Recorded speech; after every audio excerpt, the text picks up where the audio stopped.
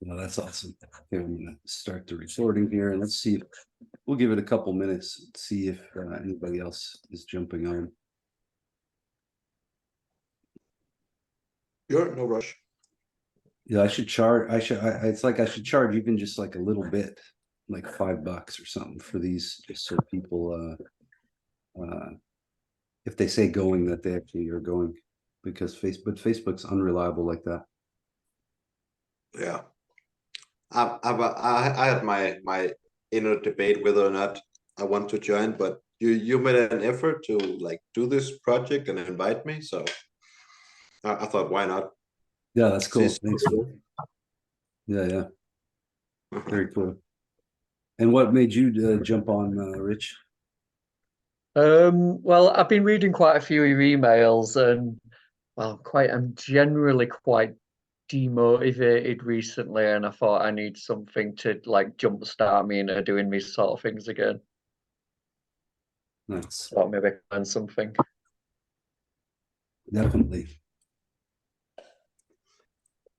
Well, what we're going to go over is, I guess since it's for new people as well, I'll say a little bit about my background and the purpose of today and what we're going to do. And yeah, basically, I've been working on this radical undoing stuff for like, I don't know now, like 20 years, maybe. Must have been around 2002 or 3 that I got started with it. And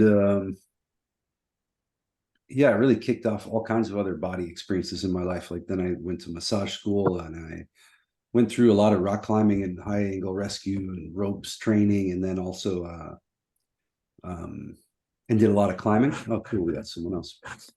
And did a lot of martial arts for like 8 years, and just really started experiencing like a renaissance of my physical body, you know, and everything that I was capable of and that I could do. And then I studied it for many, many years, and then ended up doing. Hey, welcome, Diana. Hello. So yeah, I ended up working on it for a long time and putting out a whole ton of courses. And we did like 2 years of a daily training online, working on some of the basics, like what you'll see today: the face stretches, the shoulders exercise, and the flops, and this thing called the worry walk, and then another one which we'll do today. But we did those plus a huge amount of other stuff, like other exercises every single day, like generally in the morning in California time then. And then everybody had a daily adventure and or what we call bonus mission, I guess, at that time. And also I put on a bunch of workshops in England and in Norway and Sweden and all over the world, in Colombia and US, less so in the US. And so yeah, I started doing the work. It was a bunch of individuals, like hundreds of sessions with hundreds of people over the course of like 5 or 6 years, and then started doing it more as a business in like 2010 or so.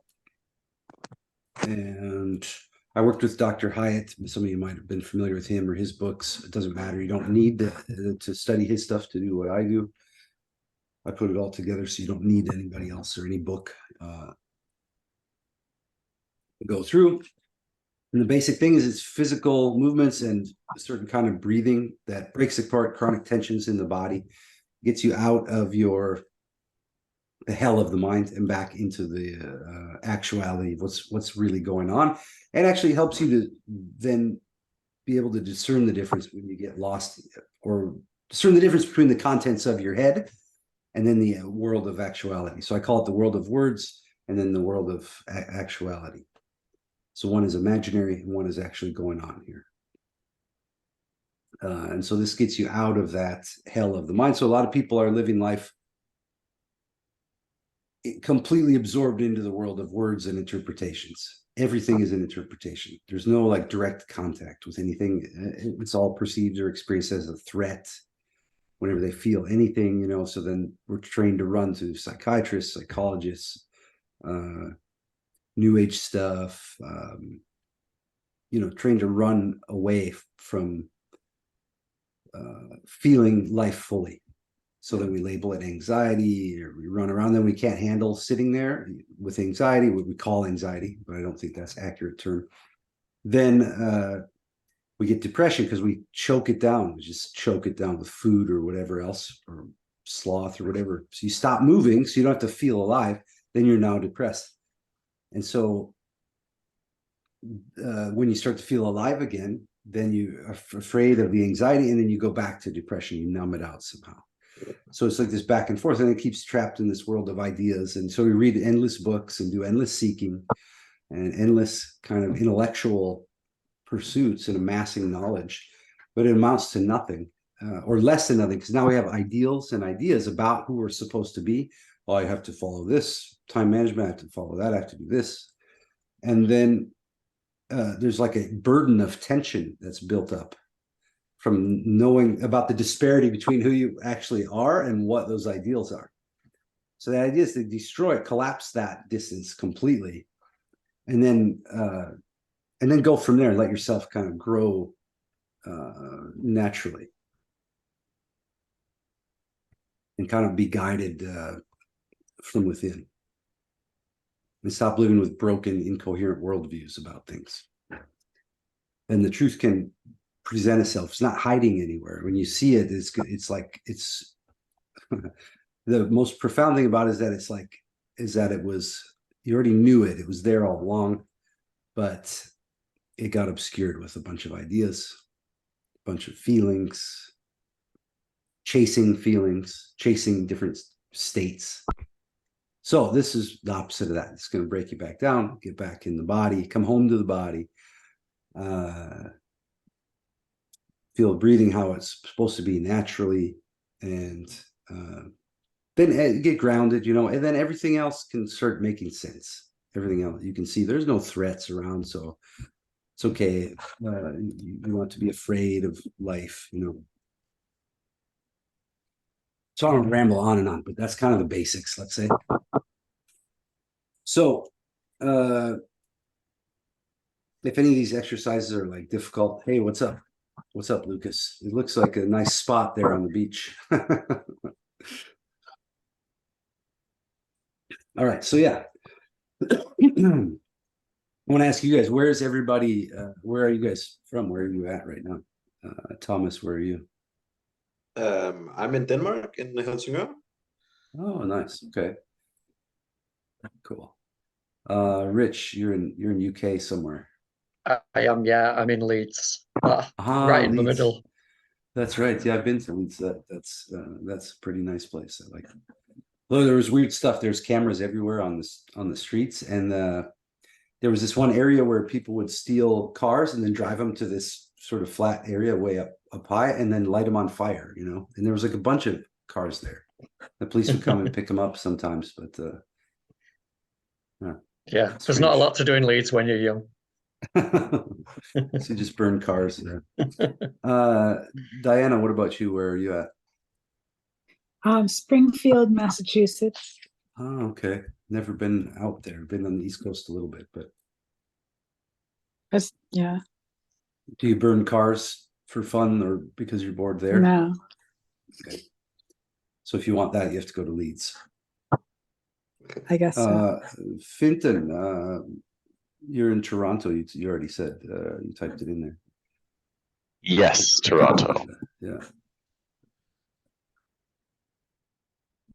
Was that on South Park? They said Denmark is the Canada of Europe. In whose opinion? On South Park. Oh, okay. I don't know. All of South Park's opinions are correct. Yeah, that's exactly right. Yeah. I would Hey, Lucas, where are you? Well, I'm from Brazil. My room here is a little bit messy, so I put this little beach, funny beach here. That's okay. All right, nice to have you, Lucas. Brazil, interesting. Never went there. Went to Colombia for a long time, but not Brazil. What's that? Come here, time you can. Yeah, I would love to. I will definitely take you up on that. Did you start saying something, Thomas, or no? No, Oh, I'm okay. just running out of power, so I'll just fix it. Undo Oh, it was will help with me. that, yeah. It was me. I was just saying I blurred out all my mess. Bled out what? I blurred out all my mess instead of putting a fancy blurred background on. out. Yeah, I forgot about the. Yeah, I misunderstood the accent, misheard the accent. So the first thing we're going to do is go through 5, maybe more, but most likely 5 exercises, depending on time. These we call warm-ups. They're warm-ups before a full lay down radical undoing session, which you'll also experience. So hopefully you have like a mattress or a futon or a couch or something nearby, because you'll need to lay down flat at some point. And then after that, then you'll get into that breathing position. After we do the warm-ups, then I'll show you the position, get going with breathing, and then we'll start adding various movements synchronized with the breathing. Yeah, and that can be rather intense or profound. Could feel amazing, could be overwhelming, whatever. It's usually easier on each person when there's the group than it is, let's say, individually. You have like some inbuilt automatic motivation to do the whole session, for example, rather than when I got started doing it from a book or doing it on my own. It took me months before I could lay down for like a full hour to do the session. I would get started and something would always take my attention away and I'd stand up and run away and do something else. After fully committing, I'm going to do this for an hour, then I'd lay down and do it for 20 minutes and be like, no, I'm going to go. I got to clean something, or something became so important that I would jump up. And then I noticed it and I was like, no, I gotta be consistent with this. What the hell am I doing? Little by little, then I could do it. But with a group, it's so easy. It's like you can go forever with the group, way longer than you can, than at least than I could on my own. Everybody breathing together and doing these exercises together, you are, as you feel the chronic tension break apart, or as it breaks apart, whether you notice it or not, the sound of your voice, because we do a breathing you make the sound ah, and everyone says, why do we say ah? Well, this is one reason why, because the sound creates a feedback loop for yourself. When you're saying ah and breathing in and out of your mouth, there could be a lot of noise at first because of tension in the throat. So your brain hears that, and because you're making a sound, you're feeling a little bit. You're feeling where the sound is resonating in your body. Usually, it's blocked off here, or maybe for some people, it's blocked off up here. People that talk like that. That's just blocks of tension. The voice can't penetrate down and resonate because it's tense. It needs to be loose. So you make this ah sound, and it creates a feedback loop that you can hear and that you can feel in the body, even if you're unaware of it. Then that sound with a group, other people's bodies hear like, oh, okay, they're more relaxed than I am. It starts to normalize deeper and deeper levels of relaxation, because body hears the sound that the other people are making, the ah sound. And one person's suddenly deepens and their body gets more relaxed. You can hear it, whether you're aware of it or not. And then your body goes, oh yeah, we can relax too. And then the other body just keeps going and going. I've seen it happen like such a deep level in person, but also online. So the group is totally fascinating in that way. And that should give you some clues as to, like, if you want to do something, if you're working jobs and you want to become a business person, you could just go talk to all the business people at the stores that you already buy stuff at. Try to talk to them and be around them and just ask them, like, how'd you get started? What's going on? You automatically, not because of the content of what they're saying, that'll be important maybe, but being around a person who's doing that and successful at that, your body will and your mind will automatically go, oh, okay, this is totally possible. You see what I mean? Same thing. So just find people that are doing stuff that you like, or if you don't know what you like, go find people that are doing cool stuff that seems cool, and then you'll automatically develop those skills, gardening, whatever it is. It's such a simple way to go. Way easier than like forcing yourself. So anyway, that's a little bit more philosophy and mechanics or logistics, how this works, but I hope that it makes it kind of tempting for you to try it out. All right, so let's go ahead and what we'll do is start with, and if you have questions along the way, just ask. And we'll start with the face stretches, then we'll go to shoulders, flops, and a couple others. So we'll start with face, and we're going to do it for which time? We have plenty of time. We'll do it for 5 minutes. Let's see if someone's trying to get on.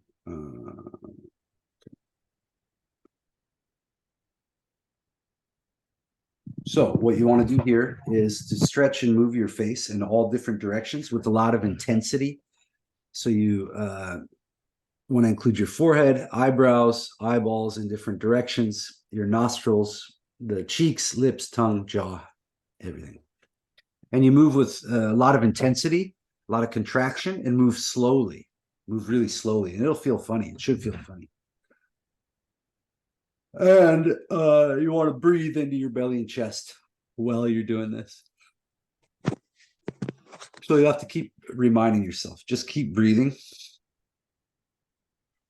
and keep on stretching your face.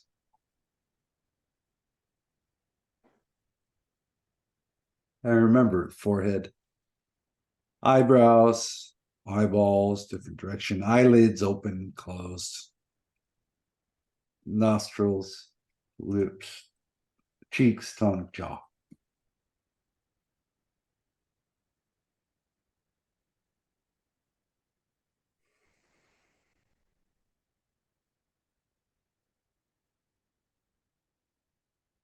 And keep on breathing.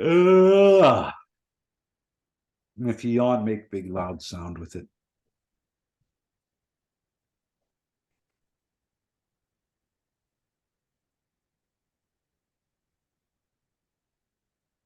And belches, farts, and yawns take precedence. If that comes up, you just let it happen. So this exercise, keep going with it. We got another 3 minutes left. You can do this one every morning and every night forever, and it's amazing. And the more you do it, it will have cumulative effects. And you can start doing it before sports, before singing, before communicating with people. Or test. Yeah. Keep on breathing. When you do it on your own, you can do it in the mirror.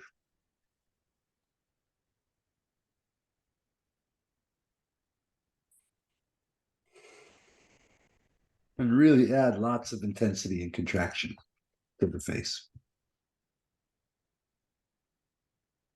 Go real slow and deliberately and keep on breathing. Yes, tongue as well. Yep.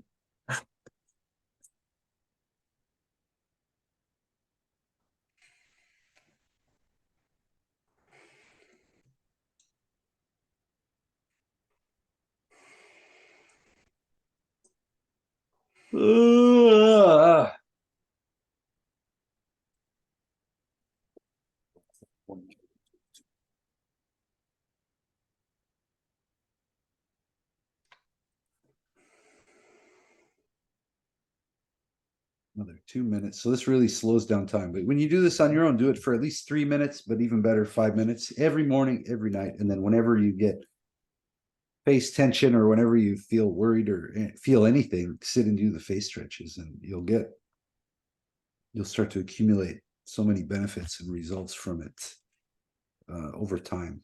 It gets easier and easier and deeper. But make sure you're breathing while you're doing it. Yeah, that's the difficult part. Yeah, but you could that'll happen eventually. You will have linked together the breathing and the movements. So right now what's going on is the tension that's in the face is linked together with the throat and is linked together with the chest and is linked together with the belly.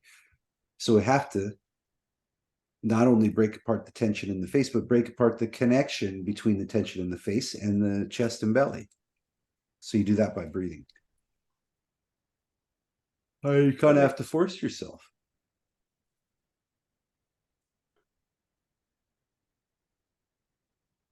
It's really not that hard, but you have to make a constant effort. Keep on breathing.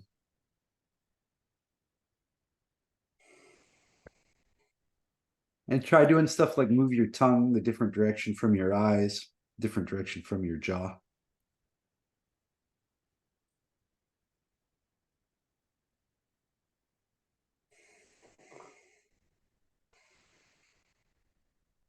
Try to move one eye at a time. And notice what's going on with your hands. Now, just now with my hands, they're doing this weird claw shit. So that's the timer. Now make one face, hold it really tight, like however you want to make it. Like try to tense everything. Take a full inhalation, hold the breath for a second. Hold your face really tight, and then I'll count down 3, 2, 1. You say ah and let everything relax. So 3, 2, 1, and ah. And now just let your face hang loose, let your jaw be loose. Oh. I just take a couple breaths and become aware of the effects of the exercise.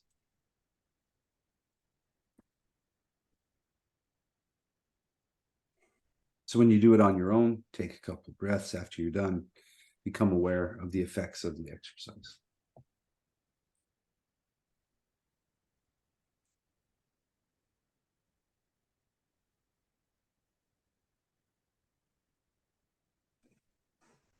How does that feel to you, Thomas? Quite releasing in the lower parts of my face. I can still feel some tension in my forehead and my upper part of my face, but it feels nice. Yeah, that's why we need repetition, because every time you do it, it's going to be different experience. It'll go deeper, and so when you're doing it, don't make sure you stay aware. Don't lose track of what's going on. So not like with doing other exercises, people fall asleep to it, so they set their timer 5 minutes, and then they're reading something, looking at something, listening to something while they're doing it. Yeah, so you want to just don't even look at the timer, just sit there and get into it. And even if you don't feel like getting into it, just get into it anyway. You see what I mean? Yeah, just don't be mediocre about it. But even if you are mediocre about it, it'll still work. So at least force yourself to get there. Okay, Lucas, that's all right. But you won't be able to join in, to the actual session, it seems like. But I will also send a video to everyone who's here of it. So whatever you miss, you can do later. But it's nice to meet you, at least. So stay in touch. Add me on Facebook if you haven't. We'll be in touch anyway. Let me know how it goes. I'll send you the video. So nice to meet you, man. Enjoy. So, forget what I was saying, but anyway.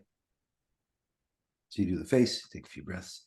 Rich, how about you? I know you've done it before, but yeah, I noticed a couple of things. I noticed I'm quite self-conscious in a group, but I'm pretty proud of myself. I just went with that. But I did notice my hands and things were squeezing unconsciously at the same time. I was like, oh, I'm clenching my fists. Things. So the advanced form of the exercise, once you've stolen back some of your attention span and let's say enhanced the quantity of attention that's available to you, and then the quality of it. So there's depth and breadth to attention. It's a quantity and a quality. So you can while you're doing the face stretch, then you can focus, let's say 80% of your attention on the face and what you're doing there, the mechanics of moving it around. And then you can spread the other 20% through the whole body, including the breathing. And then you're aware, and the hands are doing this claw stuff, and you don't stretch it out. You just there we go. You just become aware that you're doing it, and you'll notice the moment you became aware of it, it stopped right away, right? And if it doesn't stop right away, it will eventually. So you just become aware of what's going on in the rest of the body, and it will automatically stop. It's like it knows what's the right thing to do, but you weren't aware of it, so it just started doing some. Yeah, mine were going like this, but they used to do this claw fucking thing. Yeah, when I was talking, yeah, when I was having really dinner sometimes. Yeah, so you just notice it, and it's kind of funny to notice as well. was going to ask Diana and Finn what their experience was. See Diana walking around doing other stuff. I really didn't do the other stuff before I dialed into the meeting, so I'm kind of trying to make a space for myself just to be Okay. in. Sure. And so but in terms of the effect of the attention, yeah, I definitely feel that. And I definitely feel like a little bit of sort of guidance and support. I spent a lot of time very panicked about what to do with myself. And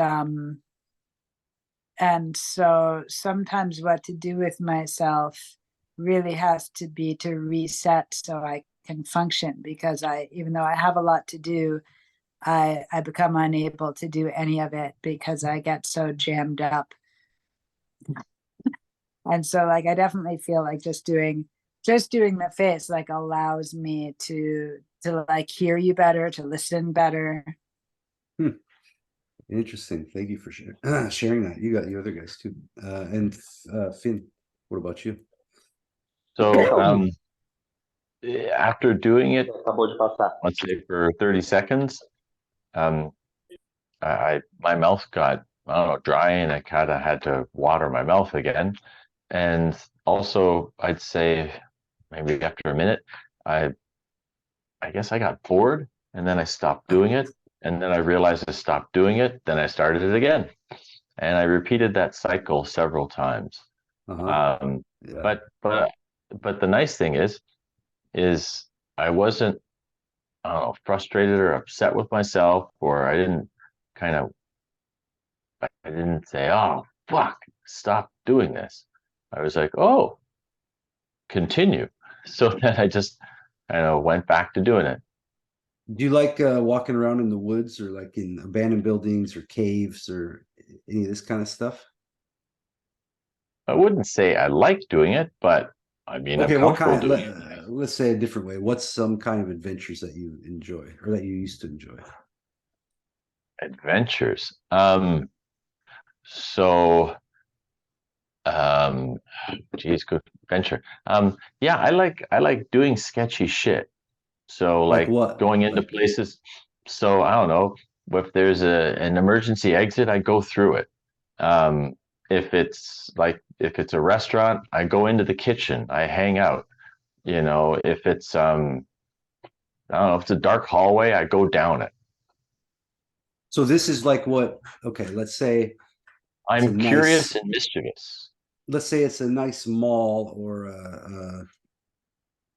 or like a shopping center or restaurant or whatever, and you're like outside, and it happens to be in a suburb area. It's like unassuming, like it's a place you wouldn't go, but somebody told you about it, and you're like, oh, I want to go check out that restaurant and go in the kitchen and do my thing, and but outside was really boring looking, but inside is this like, and then it develops into this whole awesome adventure because you're there. The cook ends up befriending you, and now you get tells you bring the family anytime. We got you get the best table. I mean, right. And so this is what I mean that's with the face stretches is you, when you notice the boredom, then look for that. I was going to say cave, I don't know why, but look for that. Where is the kitchen there? Where's that spot? Well, how can you enter into the experience more deeply? How you know what I mean? Yes. Because it's like infinite, I understand. it's infinite. I've been doing that exercise for 21 years, and it's like it still just keeps on going. It's crazy how much benefit comes from doing it. Well, the nice thing is that my muscles, they give me feedback. So it's kind of like having an itch, and then I scratch it, and then it itches again. It's this beautiful kind of dependable, consistent feedback loop. So awesome. yeah, as I notice it, and as I notice that I'm not doing it, then I go back to it. So yeah, that's yeah, perfect. I'll build a habit. So the next one that we're gonna do. Oh, and Lucas had said, I felt my heartbeat decreasing while doing the exercise. Very interesting. Lots of things will happen. So, thanks everybody for sharing about that. Now we'll do the next one. The first one I call a simple twist of face. And you know, referencing that song. So the simple twist of fate, because that's what happens when you do that. So next thing we'll do is the shoulders. And for this one, you want to either stand up or just sit upright is also fine. Let your shoulders and arms hang, let your body be relaxed, but sit up straight and then pull your shoulders up like this, as tight as you can. And don't let your neck get like this. Just let your neck be down and relaxed. You know, my pelvis, I noticed, was cocked all forward. Just let that sit back, you know. But the only thing you're doing is pulling up the shoulders really tight and just keep on breathing in your belly and in your chest while you have the shoulders up. And you want to do this one for at least a full minute. We're going to go a little longer than that, but at least 1 full minute. This. So you do this one on your own. You can wake up in the morning, do the face, 5 minutes, do this one, 1 minute, 2 minutes. But pull the shoulders up nice and tight, and notice my hands and arms are just relaxed, and let the belly and chest move with the breathing. And kind of relax the rest of your body. You relax into the intensity of holding the shoulders up. Don't pull them back, don't roll them forward, just pull them straight up. Let your jaw be relaxed and just keep on breathing.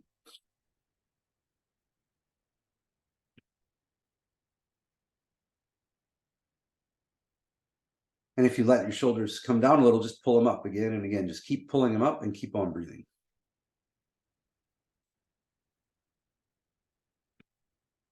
Keep them up, yep. And it might be intense or warm or annoying, but just relax into that. Just observe it and keep pulling them up nice and tight. So it's a dynamic exercise. You keep pulling them up the whole time and keep on breathing in the belly and chest. And keep your eyes open except for blinking, so you stay present to what's going on. So another 15 seconds or so. Keep on breathing, keep pulling them up tighter, tighter, tighter, tighter. It should be annoying and warm and difficult, so you want to just keep pulling. Okay, now we'll take a full inhalation and keep pulling the shoulders up tighter and tighter. Hold the breath, pull them up really tight. Hold, hold, hold, and I'll count down 3, 2, 1. You say ah, and then thrust the shoulders down. So use some force and make an aggressive sound. So like this. 3, 2, 1. Ah. So thrust them down and say ah.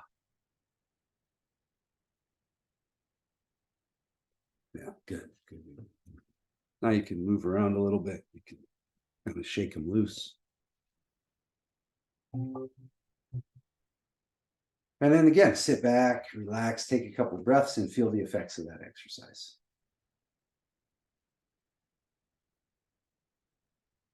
Do you notice how hard it is at the beginning to follow, to get your body to follow the simple instructions? You know what I mean? Like it's coming up, then one's coming down, it's coming down, it's coming up, it won't breathe. But after a while, that's part of the issue here, is that there's more signals that come from within the body and up into the bottom of the brain to the front of the brain, the conscious part of the brain, than there are going from the conscious part back down.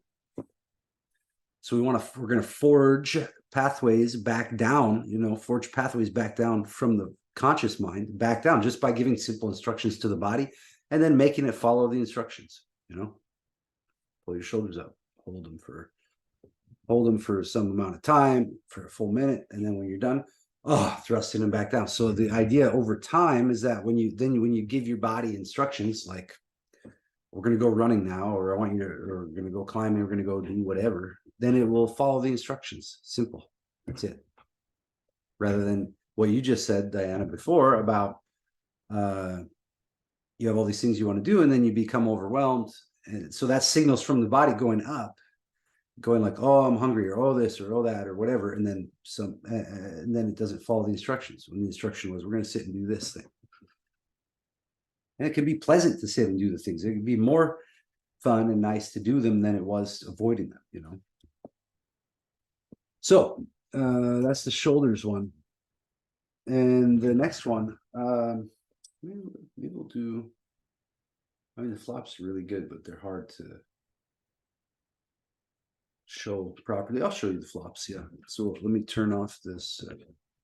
Lucas says, attention I was not aware of is gone now from my shoulder. Yeah.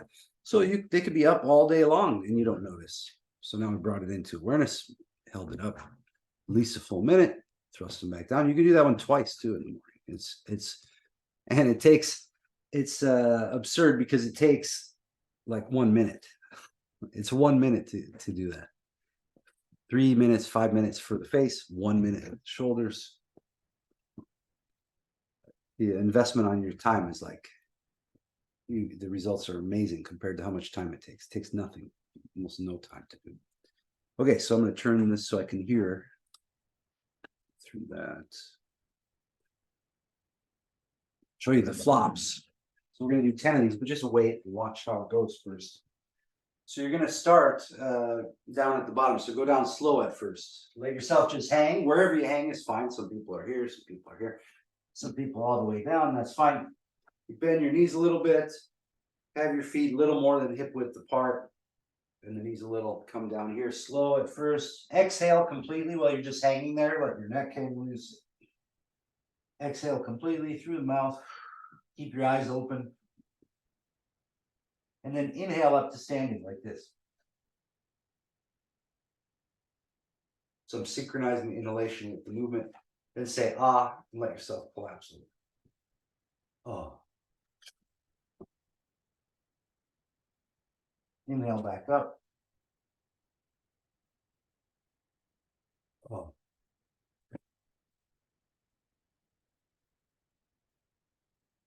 Then you want to notice when you do it, if you're hesitating. So if you're hesitating, it'll go like this. Ah. Or if you're forcing it, it'll look like this. Ah. People will do that. Okay, so notice which one you're doing because inevitably it'll be one or the other. Or maybe you'll get it right away. But the timing is extremely important. So I'll demonstrate it one more time. You say ah and then let yourself flop over. At first, you might even create a short delay just so you don't mess it up. You don't want to be like, ah, saying ah in the middle of it. It's distinct pieces to the exercise. So you say, oh. Exhale completely when you're at the bottom. Inhale back up. Oh, and then let yourself go. Okay, so it's timing like this. Oh, see the ah is the signal to then let go.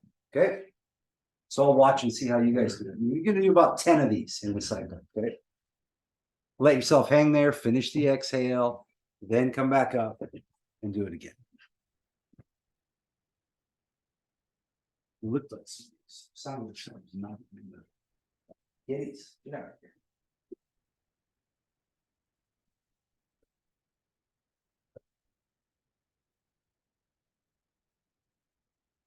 So you say ah, you do it with your mouth, let yourself collapse over.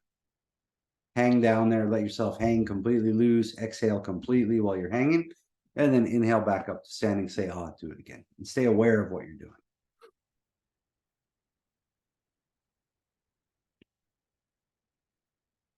And every time, notice, did you really let go? Did you let gravity take you down, or did you hesitate or force it?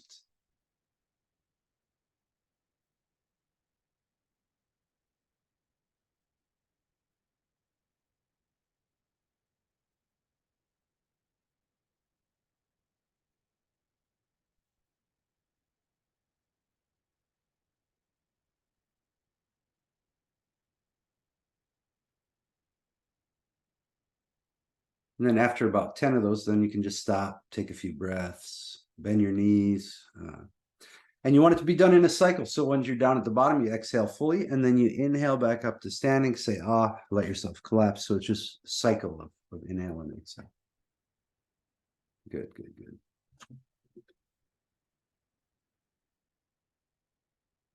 Is it okay to hang the body a little bit like a ball jumping? You just let your body hang there, yeah, throughout the exhale. That's how you know the timing.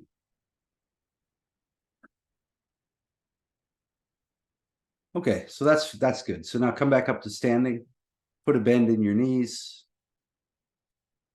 So yeah, stop with the flops after this one. Just come back up to standing.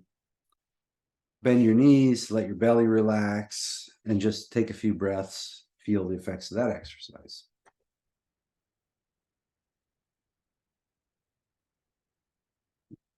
And no.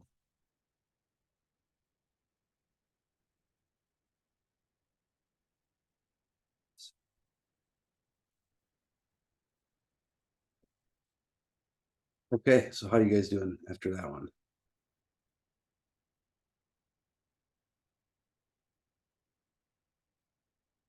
You got to really practice that. That one took me a couple months till I really knew when I was letting go completely, till my body just completely relaxed and flopped over like that. It takes time. This works like chipping away, like it's like stone sculpting kind of. You chip away at the big tensions first. You have the giant chisel. It's more crude in the beginning. And then over time, it gets more and more refined. So that's the way that you make these exercises not be boring and not rebel against them. You just bring some more and more awareness to what's going on and spread that awareness through the body. And you'll just notice, you'll notice shitloads of tension over time. You'll start to realize, oh man, I'm just thick with it. It's all over the place. And not only tension, then you'll notice tension patterns, as I mentioned. So, oh, when my shoulders are up, my ass is tight and my knees are locked and my pelvis is whatever. So just go systematically through it. But at first you'll be made aware of a lot of tension that you weren't aware of before. So that can be kind of frustrating, but that's part of the process. So no big deal. All right, so we'll do, let's see, we'll do 3 more. Might as well do a lot of warm-ups. Normally before a session, you might just do face and shoulders and flops. You can do those 3 every single day. It's amazing. It'll blow your mind. If you really stick with it, do it every day. You'll start seeing results in amazing ways in your life. So, and you might not notice the results at first. You'll realize after a few months, like you suddenly weren't nervous talking to people anymore. Or like someone you used to get in arguments with all the time, it just doesn't happen anymore. But you also don't notice and don't remember that it happened because it's so smooth now. That kind of thing. It's bizarre. It's like it's strange.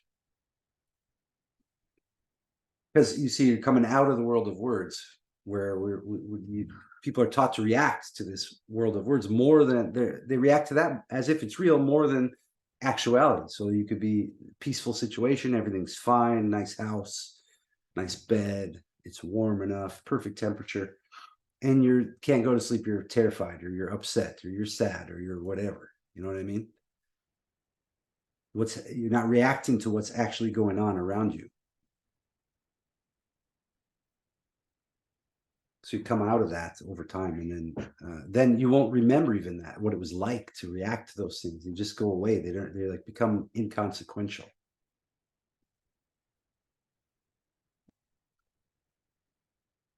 All right, so the next one we're going to do is called Tiger Claws. I wasn't going to do this one, but I think it's great.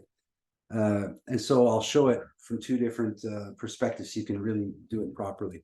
On the inhale, you're going to arch your spine and come back, but you don't want your head to just flop back. You want it to pull it up and curve it, along with the spine. So on the inhale, you're going to bring the arms back as well, like this, open the chest, and then open the hands and the thumbs, everything pulling back like that, and curving the spine and even the cervical spine, the neck. So curving the back and the neck, like up on the inhale, like this, and make a crazy psychopath smile on your face. So like, come back, and then on the so that's part 1. Part 2, for the exhale, you're going to growl, make a growling sound as deep into your torso as you can, and tense up all the muscles in your chest and in your arms and even your fingers. So you tense the muscles and then you work against the tension. See how I'm shaking like this? I'm tensing up all these muscles, and then I'm move it like you're moving through some thick material or cutting through some meat or something like this. And you go all the way, keep the tension all the way through, like that movement all the way, and even pull them down that way. It might feel kind of tense in here. That's fine. So so everybody do it with me. On the inhale, you're going to make that crazy psycho smile, curve everything up and back. And when you come forward, come through like you're tearing through something. Okay. But with tension the whole way, all the way. Okay. Here we go. Inhale back, and then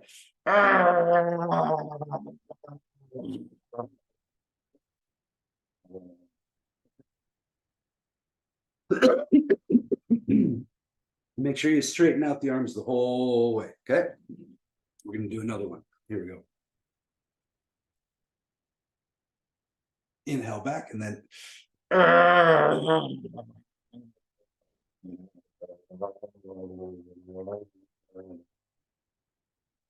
And again.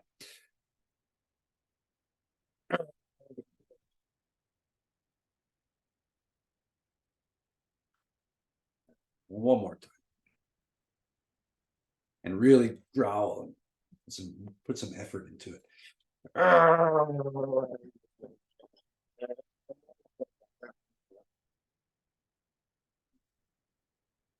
Okay, and then just shake everything out. Relax. Let your face be loose, let your jaw hang, take a few breaths.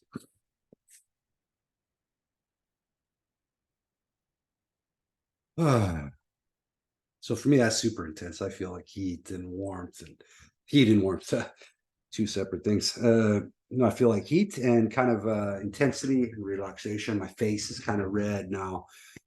Like feel my feet and my hands and everything, chest. And if you ever have any issues with your wrist or your elbows, your shoulders, that exercise is really good for the whole line. It'll start just loosening everything up in there. Okay, so the next one I want to do, two more. So the next one we're going to stand up for this one. And if you do this on your own, you could do this every day, but this one's best for whenever you're really worried or like if you get really worried about some future outcome, some imagined catastrophe. Let me adjust the camera. Then you could do this exercise. And you set a timer for 5 minutes. And then we're going to alternate. But first, we're going to pace around the room. So stand up and just walk around and act worried and make statements like, and you can do it in your home language, whatever. But we make statements like, oh my God, what's going to happen to me? What's going to happen to me? What if it doesn't happen? Whatever. You put your own thing into it. Just pace around and really get worried and try and feel it in your body and fill your mind with it. Oh my God, what's going to happen to me? What if it doesn't happen? Oh man, what's going to happen to me? Oh, what's going to happen to me? Oh my God. Oh my God, what's going to happen? Oh man, what's going to happen to me? Oh no. Okay, and then we switch. So keep going, but we're going to switch to woohoo! All right, yeah. All right, I can't wait for it. Yeah, woohoo! All right, woo! All right, oh yes, yes. And put your whole body into it. Your body, your arms, no matter what, and try to fill your insides with that vibe too. All right, jump up and down a little. Yeah. Oh, I can't believe it. Yes.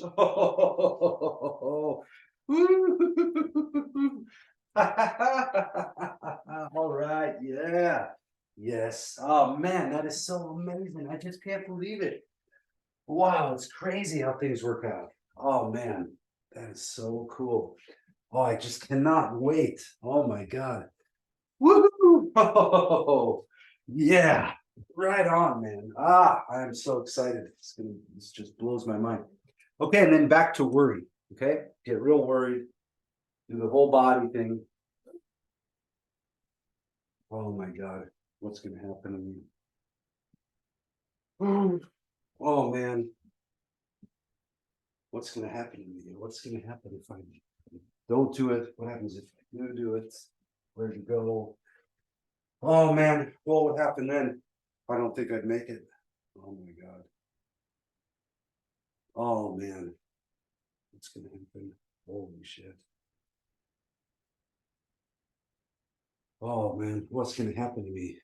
Oh, what's gonna happen to me? Wow.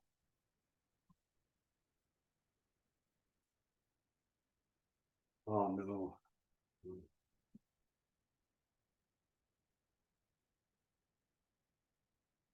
Oh man. What's gonna happen to me? Oh Lord. Oh my God, what's gonna happen to me? No. Oh, like, what's gonna happen to me? Oh man, what's gonna happen? Oh, no, I can't go through that. I can't. I just can't do it. What's gonna happen to me? No, no, no, no, no, no. Oh my God, what is gonna happen? What if it doesn't happen? What about them? Oh man, what are people gonna say? Okay, and then back to woohoo! All right, yes. Oh man, that is so cool. Yes. Thank God. Oh my Lord. Wow. Oh, wow. Oh my God. I can't believe it. Oh my God. Woo!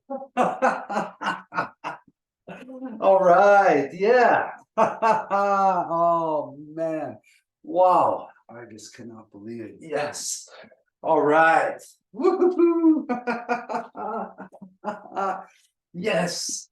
Oh man, everything works out. That is totally mind blowing. Oh my God. Yes. All right. Woohoo. Okay, and now just stop. Take a few breaths. Be aware of the effects of the exercise.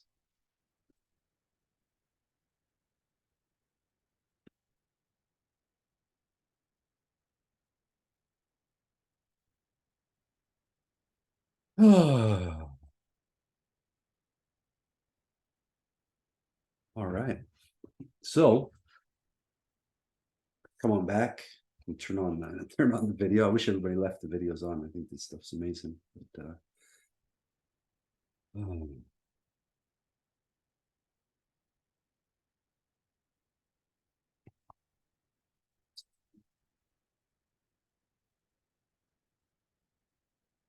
so yeah, often when people start to freak out about something, some kind of impending doom situation, and I tell them to do that exercise. A lot of times people resist that.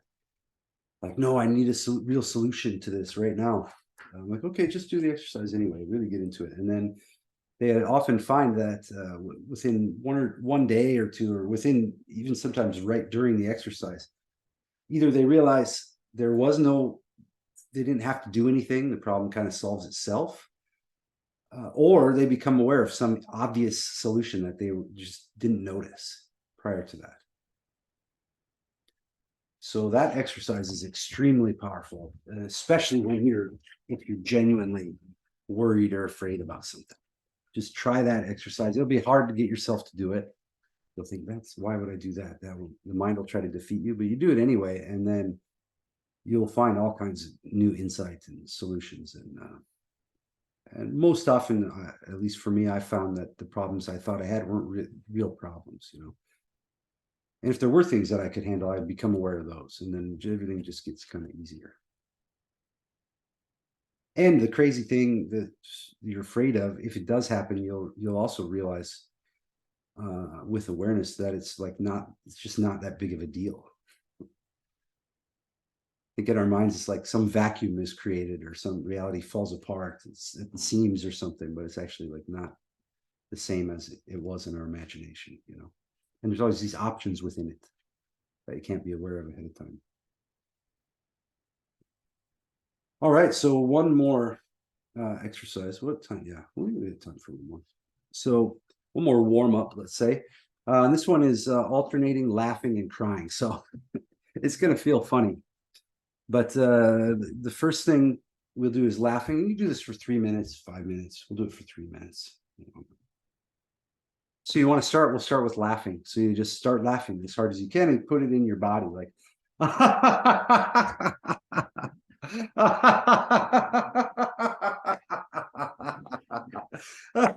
and move around and get into it. So just do it as best we can. And if it's hard at first, just go ha ha ha, like make yourself do it. You can try different laughs like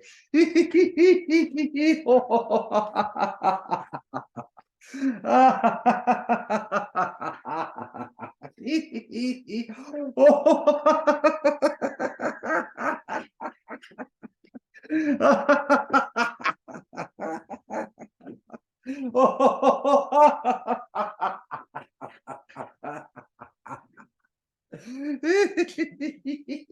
can try the one where you almost run out of breath, like.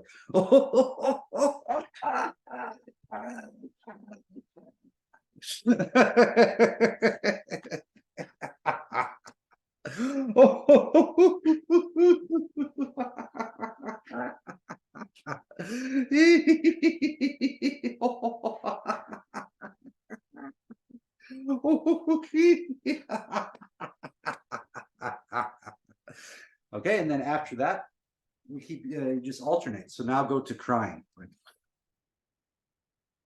And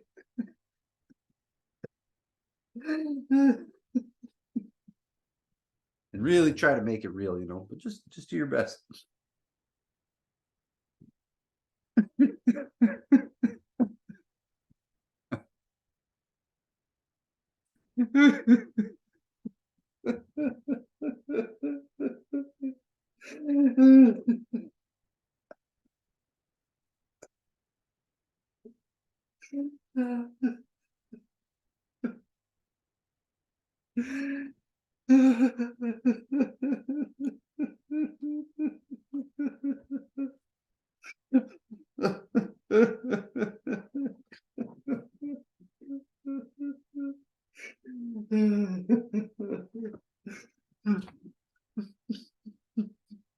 Okay, and then we'll come right back into laughing.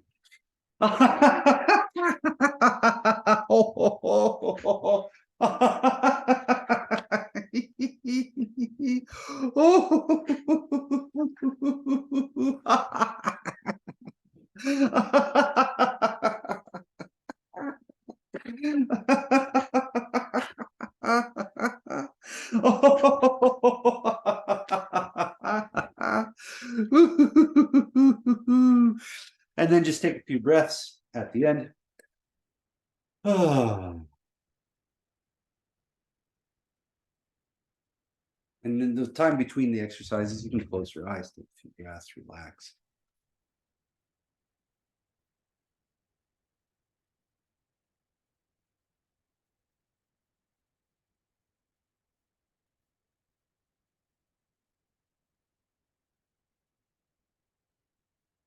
And maybe you notice that like emptiness or silence on the inside, maybe. Or maybe it's full of noise, you know, but just notice what's going on.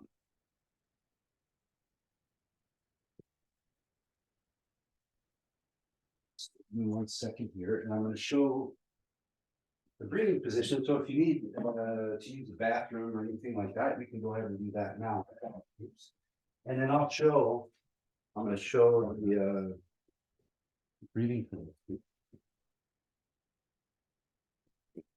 And this breathing you can do, you know, 5-10 minutes a day, but this full session you would only ever do 1 or no more than 2 a week of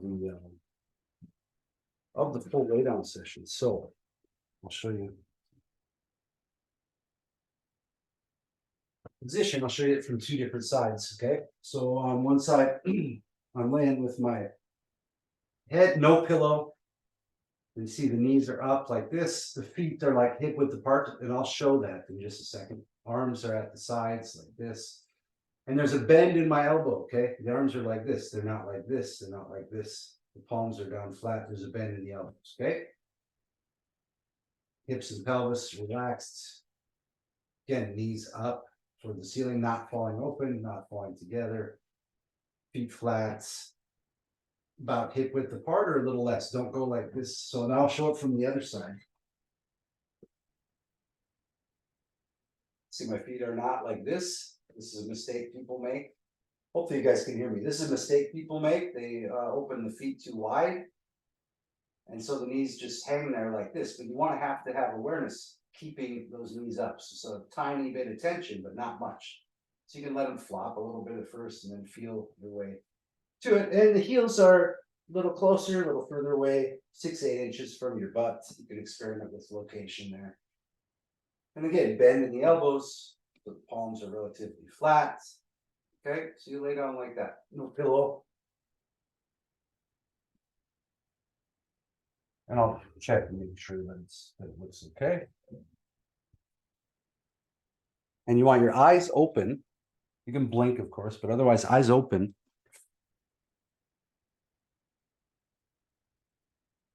Mouth open.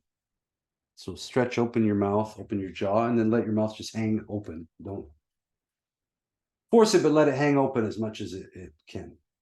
So.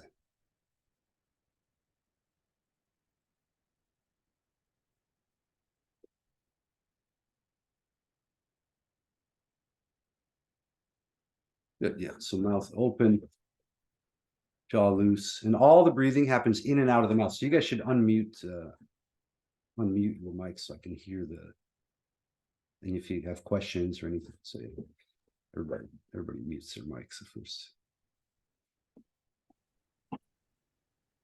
So then you're gonna lay flat, put the arms down so they're not up like that. Sorry, I just had mine up to show you the position they would be in, but they're laying on the ground. I mean, they're laying on the mattress. Yeah. All right, all right. Yeah, no problem. No, that's fine. You were following exactly to the letter what I said, but I was just trying to show they're like that. So your elbows are bent, palms are flat, no pillow. And then move, Diana, maybe move your feet and knees together a little bit more. Yeah, that's just a little bit. And then, yeah, that should be fine. So the heels as far up as we can? No. Maybe more like 6 or 8 inches from your, like, let's say, no, have them move them further away from your butt. Yeah. All right. Even a little more is okay. You can experiment with that, but so the idea here with this posture, you'll notice it now. Just become aware of your body in that position. Okay. All the joints are mobilized more than they usually are in any other position. The hips and pelvis are loose, the psoas muscle is not stretched. I mean, it's not contracted, let's say, in this position. It's shortened, but it's also not working.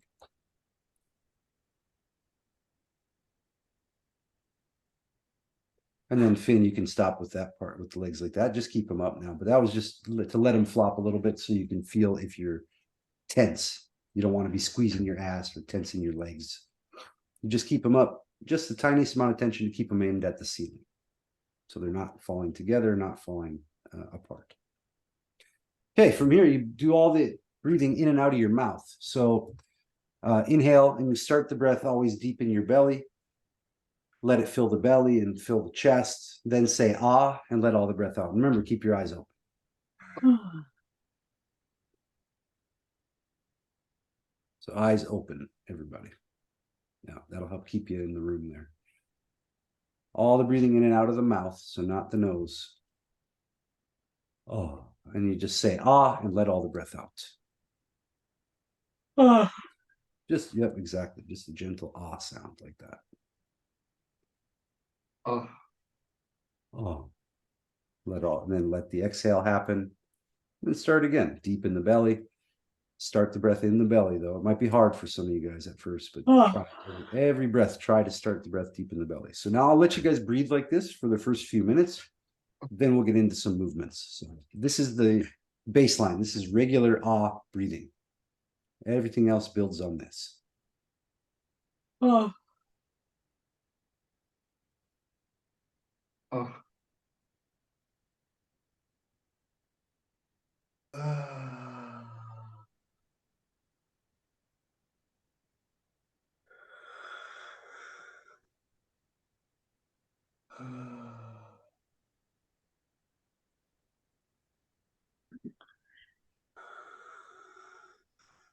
Oh.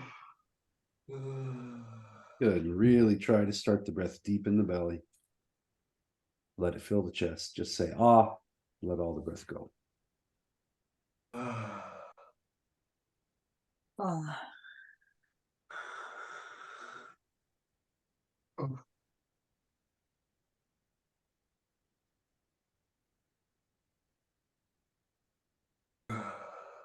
Oh. Oh.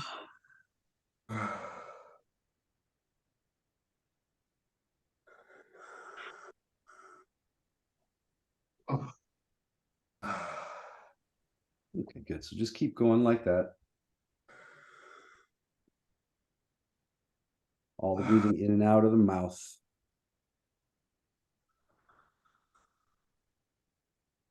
Oh, and say every time. So often if you lose awareness, you'll stop saying the ah sound, and you just remind yourself, say ah. Sometimes it turns into ha. Just remind yourself, no, bring it back to ah. Always ah. Oh. Oh, good. So keep going like that.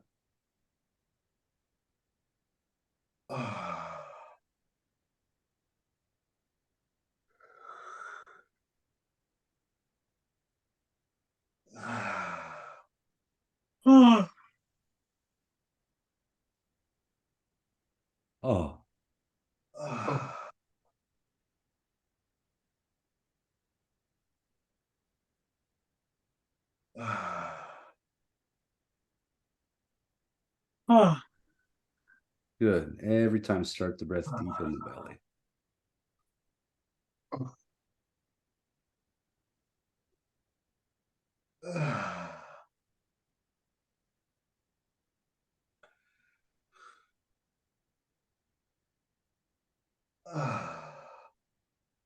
Good. And also, I'll mention, resist the urge to stretch out or like crack your knuckles or anything like that. If you start feeling some intensity, that's normal. Just stay there and observe what's going on, but don't stretch out. Don't lay the legs flat. Don't start cracking your knuckles or anything. Just stay in the position. Keep on doing the ah breathing. Now, that said, sometimes the legs will start to tremble or there'll be some involuntary movements of the body. Those you let happen. So you yield to the involuntary movements, but otherwise just stay still. Eyes open, except for blinking. Breathing through the mouth. Oh. Start the breath deep in the belly, let it fill the chest, then say ah. Oh. Good, good, good. Oh.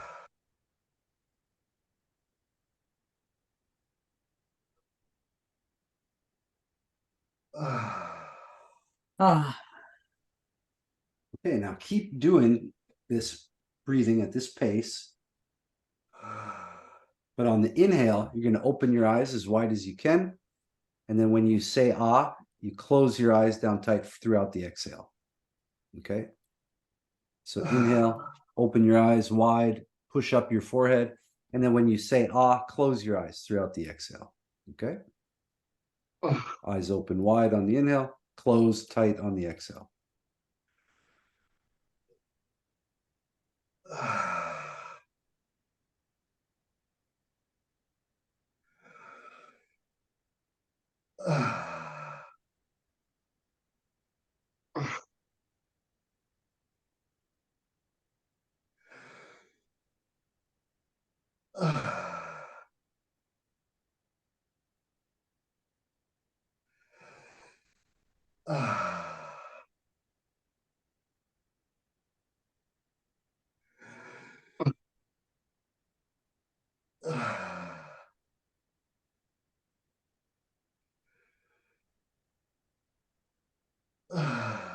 Like I said before, belches, farts, and yawns take precedence. This is a full breath, but not a forced breath. So you start the breath deep in the belly, let it fill the belly, let it fill the chest. Say ah, let all the breath out.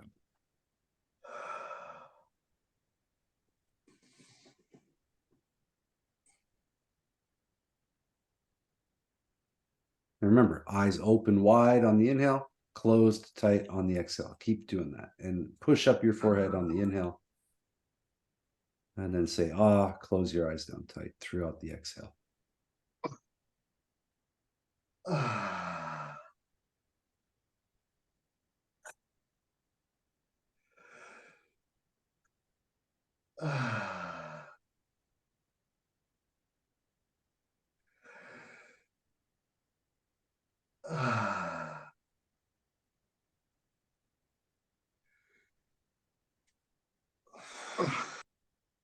Don't stretch out or anything. Just stay in the position there, Thomas. I see you writhing around there. Keep doing the ah breathing. Yeah. And then, okay, you can start to feel all kinds of stuff. You can feel tingles in the hands or in the jaw or in the knees or all over the body, whatever. It can actually be quite profound and electric. So just be aware of that. Keep doing eyes open real wide on the inhale, closed on the exhale. Another couple minutes of that.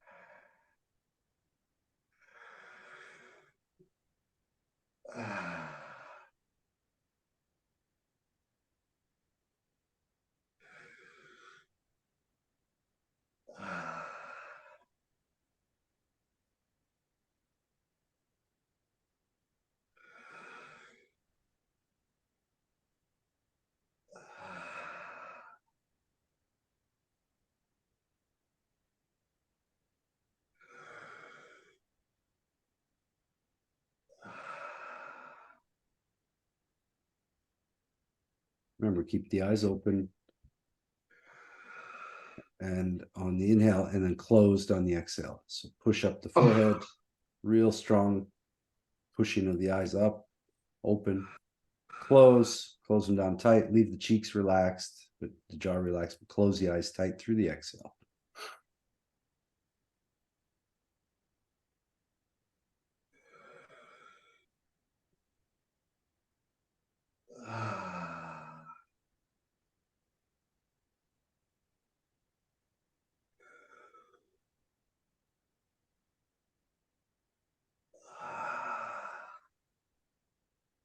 Okay, now we will go back to the regular ah breathing. So stop with the eyes, just leave them open but relaxed, and do the regular ah breathing. So keep that same ah breathing going. That's the baseline.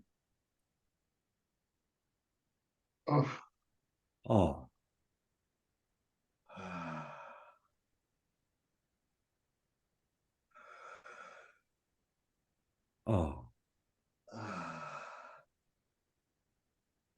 And start every breath in the belly. Let it fill the belly first, then the chest, then ah. Oh.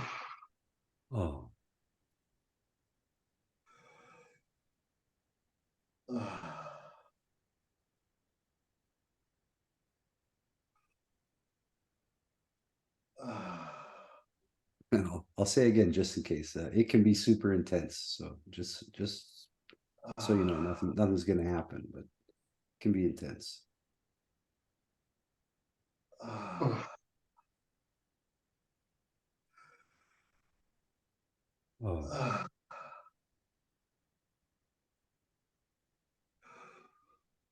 Oh.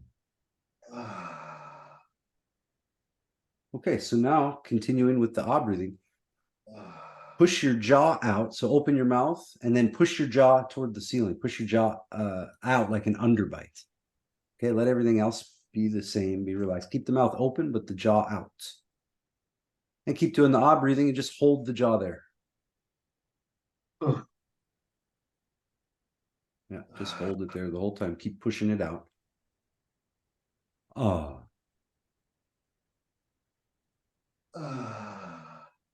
Keeping the jaw towards the ceiling. Yeah.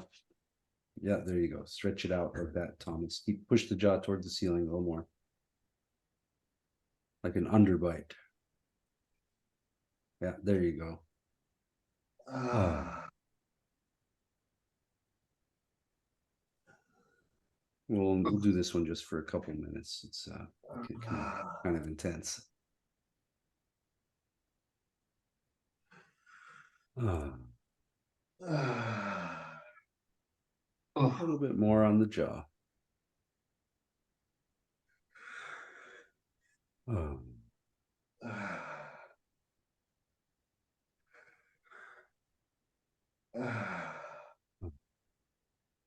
Good. On the next ah sound, next time you say ah, let your jaw relax. Time it with the ah sound. So say ah and then let the jaw relax. Oh. Good. And then back to regular ah breathing. Oh.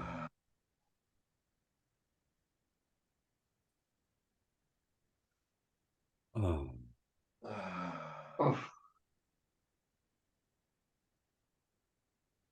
Oh. And each time we go back to ah breathing, just notice what's going on with the whole body, with the posture. Maybe something got tense. Maybe the legs fell open or fell closed. Just adjust again. Come back to that home base, that posture. Okay.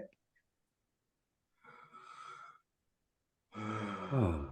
Maybe you notice already the tone of your voice got deeper, or you feel it now in your chest or your belly or your throat. Oh.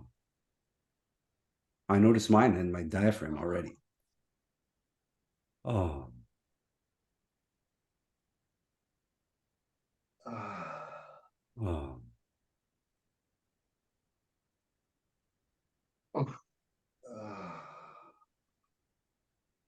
Okay, now the next exercise, on the inhale, you're going to pull your shoulders up to your ears, just like we did before, just on the inhale. And then when you say ah, make an aggressive ah sound and thrust the shoulders down, okay? Like ah. Finish the exhale, relax, then pull the shoulders up on the inhale. Ah. Ah. Good. So put shoulders up on the inhale and then thrust them down on the ah sound and make an aggressive sound. Good. Exactly like that. Oh.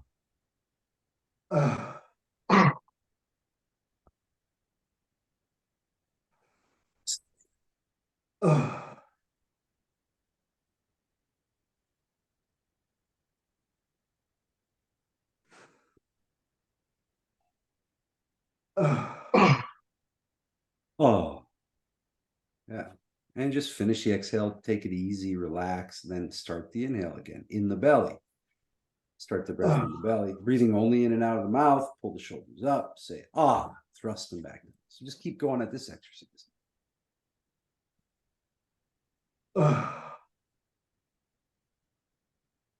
Inhale, shoulders come up, tight, tight, tight, tight. Then say ah and thrust them back down. Ah. Nice. That's nice. Deidra.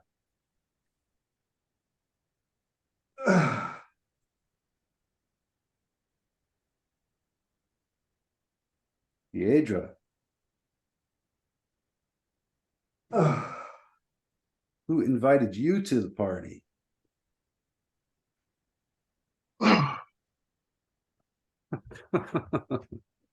You're just going to stand there looking with a look of consternation all day or what? Yes, yes, that is indeed my plan. And to figure out which buttons to push on the device. Pretending to be an old lady. How is this thing on? Is this thing on? How do you kids work this darn single thing? Yeah.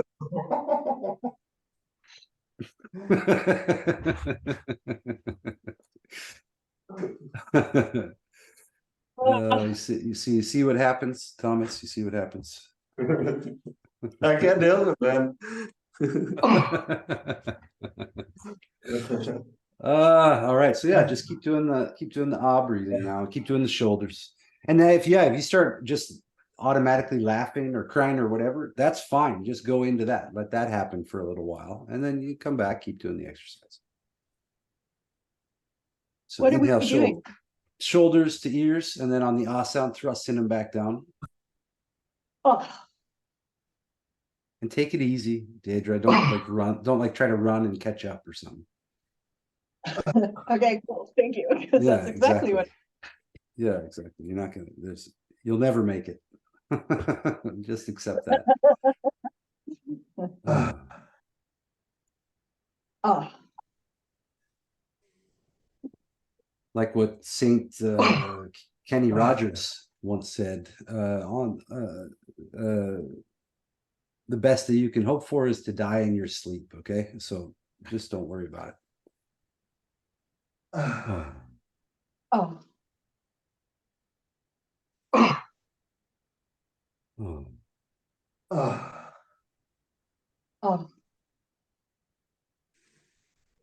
Oh. I know you're gonna make an aggressive sound. Thrust the shoulders down. Oh, let all the breath out. Let's start again. And enjoy that time with the exhale. Just let the exhale happen. Relax. Take it easy, and then start again with the effort. Inhale. Pull the shoulders up.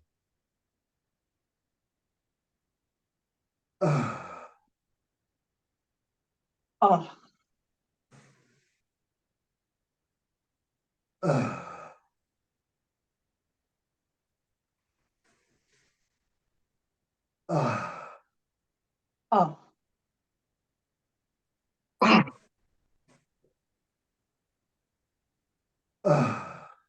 wow.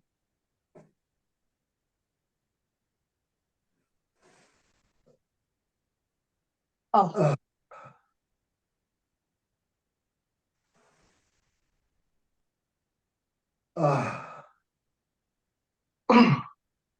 oh,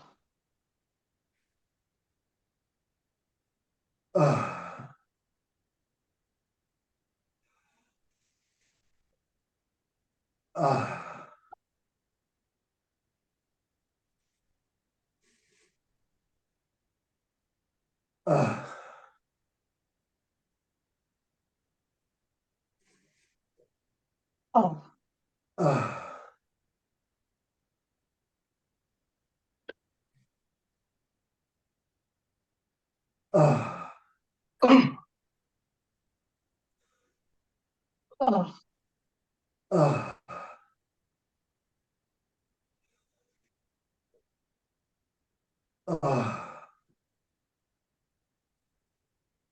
oh, oh, oh,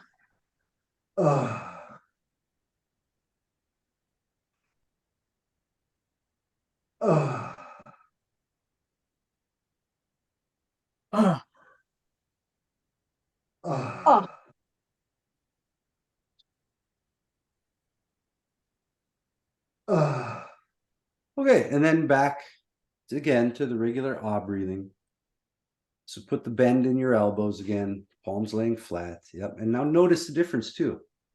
Notice that posture. Like you want to get that really locked into your awareness. It's such a nice posture, and you do that ah breathing. Okay. Oh.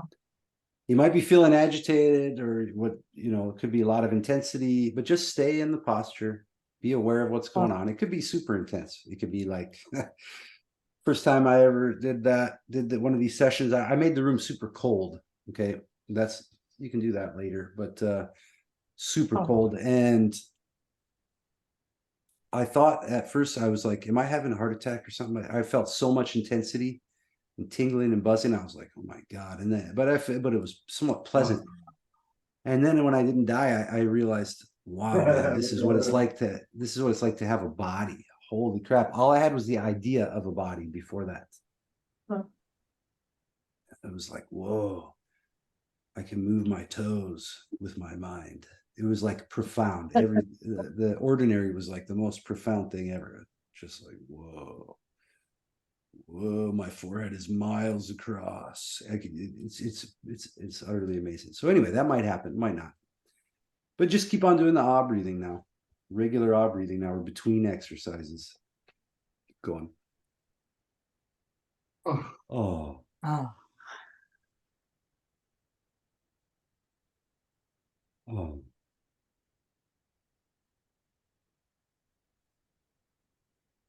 Oh. oh,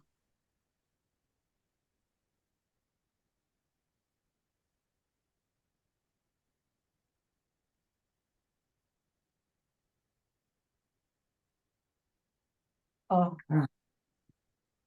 Okay, so now you're gonna do the eyes again. So on the inhale, open your eyes wide as you can. Push up your forehead, make it all wrinkly. Push it up on the inhale with some effort. And then when you say ah, close your eyes and squeeze them tight. But let your cheeks be relaxed. Let your jaw stay relaxed. So just eyes open wide on the inhale, close tight on the exhale. Let all the breath out. Oh. Oh. Oh.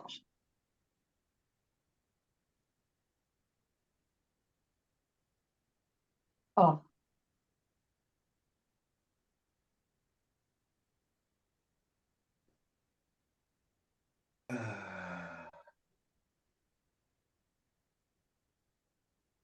Oh.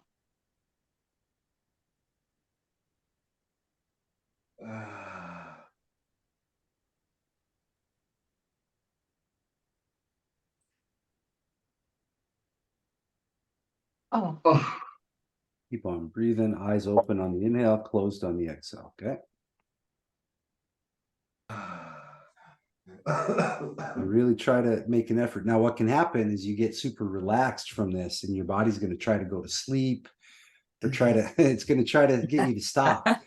It's going to do anything it can to get you to stop, okay? So the idea is you just keep going because you're going to earn your way to more consistent and deeper levels of relaxation. And eventually you'll be able to be relaxed and alert at the same time. Okay, you won't have to go to sleep. You'll be relaxed and alert, which is a pretty cool place to be. So just keep going, do your best. Oh. It takes a lot of repetition, as well.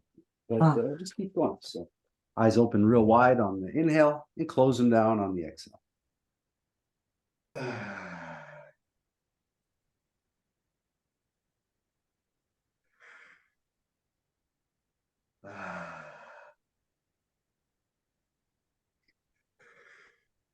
Oh.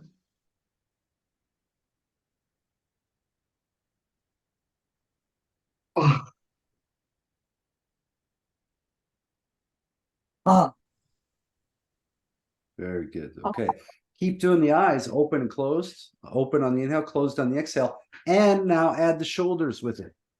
So on the inhale, eyes open wide, shoulders come up. And then when you say ah, close the eyes and thrust the shoulders down with an asana. Okay. Sounds simple, right? Eyes open, shoulders up. And then thrust the shoulders down, close the eyes down. And then relax on the exhale. Just let everything relax. Yeah, close down, just relax. Throughout the exhale, then start again. Eyes open, shoulders up. Say thrust them down, close the eyes down. Got it unmuted. Yeah, it's on. Yeah, it's good Okay. that you're unmuted. Yeah, it's nice. Oh. Shoulders up, eyes open on the inhale. Yep, and then thrust them back down. Close the eyes down. So we're deliberately disturbing homeostasis here because homeostasis was at a high level of tension, and that's going to be disturbed. So when you sleep tonight, your brain will remap the body at a lower level of tension. So you're going to get new homeostasis over and over and over. So we have to disturb it at first, over and over.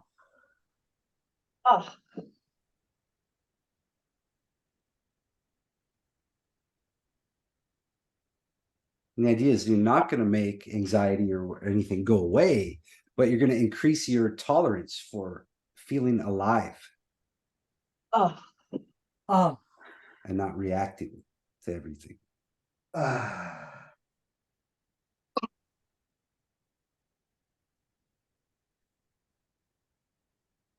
You don't have to, drag out your opinion about everything or react to everything. You can just observe it.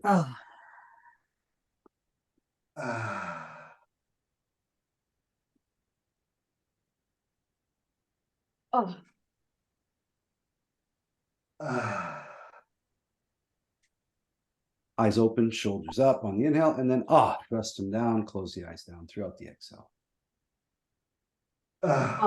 A little bit longer with this combination. How are you guys doing so far? It's very difficult. Okay, awesome. Good, good. It gets It's so hard much to easier. keep track, and my sensory world is being affected a lot. Uh-huh. Oh. Interesting. Yeah, yeah. So like I can see all the crud that's inside my eyeballs that I know is there from like optometric exams and stuff. And I've been able to Uh-huh. see like floaters before, and I've learned to ignore them. And Uh-huh. like everything, like blind spots and little floaters and things in my eyes that I've conditioned myself to ignore. When I'm doing this exercise, I'm seeing it all. And I'm like, Yeah. "Ugh, what is all this stuff?" Nice. There is on a side note, keep doing the exercise now. And on the side note, for the eyes, just look into it. You know, it's on your results might vary, but you can make really light cayenne pepper wash with some tincture. My friend used to do it all the time, and I tried it, and it hurt at first. It's not bad, but it was annoying. But it was as if I was seeing behind film before that, or some kind of crust or scales on my eyes. And I did that wash with the light amount of cayenne pepper tincture or extract in a solution. And wow, it was like I hadn't seen properly before. So just look into it though, but look it up, find good sources and see if that's legitimate, you know. Ask a doctor if you need to, but there are some washes for the eyes that are just mind-blowing what comes off. Just keep going. Eyes open, shoulders up, and then when you say "ah," thrust the shoulders down, close the eyes down. Oh,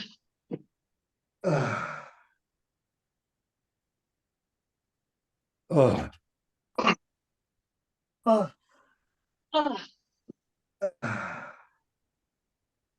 just one more good one, and then we'll go back to regular ah breathing. Okay, good. Now back to the regular posture. Put the bend in the elbows, eyes open, find a spot on the ceiling or whatever you can remember, stay aware. Keep the mind in the same place as the body all the time. Lucas asked a question. The idea is to create tension and release it to learn how to deal with it. No, I would just steer clear of ideas about it at this point, and just pay attention to what's actually happening. And when I say that, when I say become aware of the effects of the exercise, so just keep doing the ah breathing now. When I say become aware of the effects, that's not saying put words on the effects. It's just notice. And your noticing is actually closer to you than the ideas or the words to describe it. And don't stretch out or anything. Don't do that. I caught you. So don't worry about the ideas now. You're already doing the exercises. So now you have an answer closer than what I can give you. But yeah, sometimes the idea is to create tension and release it. Other times the idea is to let go, like with the flops. You're not creating extra tension there. You're just letting go and flopping over. So it just depends on whatever exercise. So right now, the idea is just breathe, do the ah breathing. Keep the eyes open, except for blinking. Don't stretch out. Maybe the knees are trembling. Maybe the body's doing some involuntary movement. Okay, let it do that. But don't stretch out or do anything else, you know. Be aware of what's going on. Just a little bit more, you know, we're not going to keep going for too much longer. But at workshops and things, we'll do like these sessions for like 4 hours sometimes. But if you're there in person, you're doing it together, after an hour, you'll find that the next 3 hours just blaze by. It's mind-blowing. Perception of time. Don't lower the legs. Resist the urge. See how crazy that is? It's so great. So now keep doing the ah breathing, but I'm going to teach you one more exercise. This one's called paradoxical breathing. So might be hard at first, but just try your best. You're going to, on the inhale, you're going to make a croaking sound with the throat. And the idea is to suck the belly in and up into the chest. So breathe only into the chest and suck in your belly and make a croaking sound with the throat. So it'll sound like this. No. And you suck the belly in and up like. Hold it tight for just a moment and then say ah, and then let all the breath out. Okay. So you suck the belly in and up. Hold and feel the tension in the diaphragm and in the belly muscles. Hold for just a moment, then say ah, and let all the breath out. Okay. Good, good. Make that croaking, that wheezing sound. Suck in the belly really tight. Hold and then say ah. And you hold just for a moment, then say ah, let all the breath out. Okay. So and then let all the breath. Good. So keep going with this one. Make sure you exhale fully after you let go. Exhale fully. And then start again.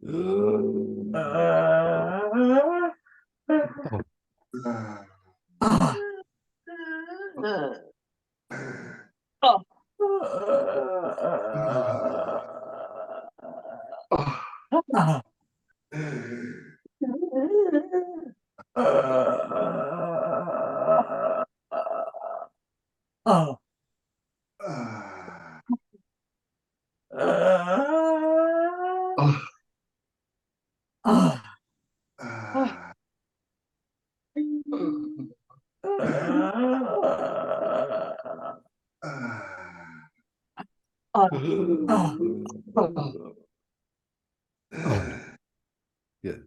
Keep going. No, don't stretch up, Diana. You're suffering now. You have such a sweet look on your face when you look over, like, please let me stretch out.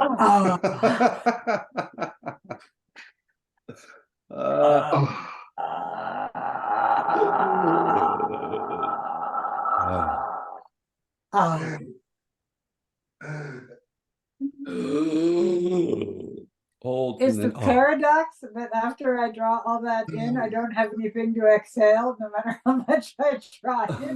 Well, a lot of it comes out automatically because of that you're letting go of the belly, you know, like when you inhale it, like really suck it in. And then let it relax.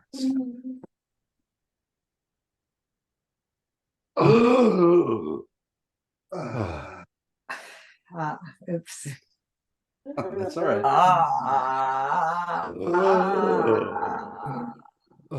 And you really want to feel the diaphragm muscle just pulling in real tight. Okay.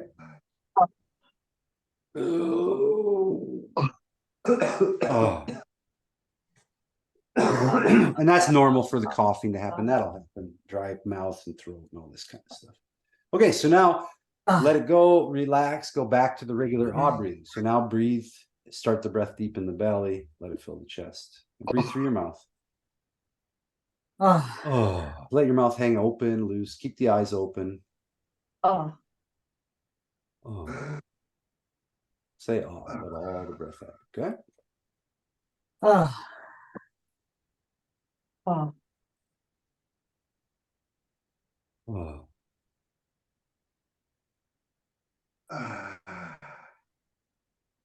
Take a couple deep, sighing, relaxing out breaths. And yawns take precedence. If you yawn, that's fine. You go into the yawn completely. And make a loud sound with the yawn.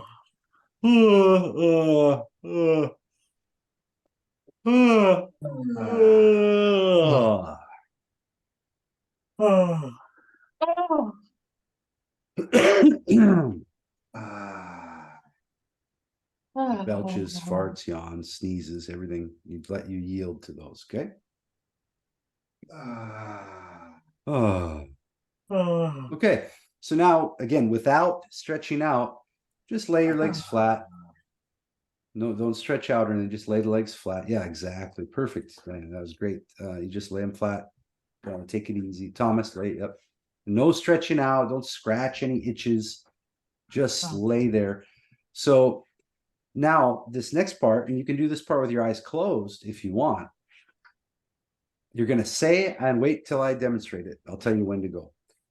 You're going to say out loud everything you sense and feel in the body, but with no voluntary movements and no interpretations. So that is where most people get confused. You want to say it, it'll sound something like this.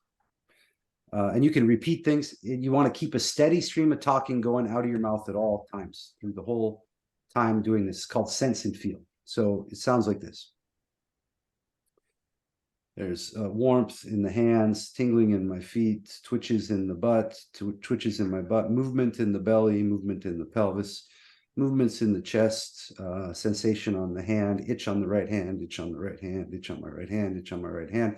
Lips and tongue are moving with the talking, lips and tongue moving, belly moving, belly moving.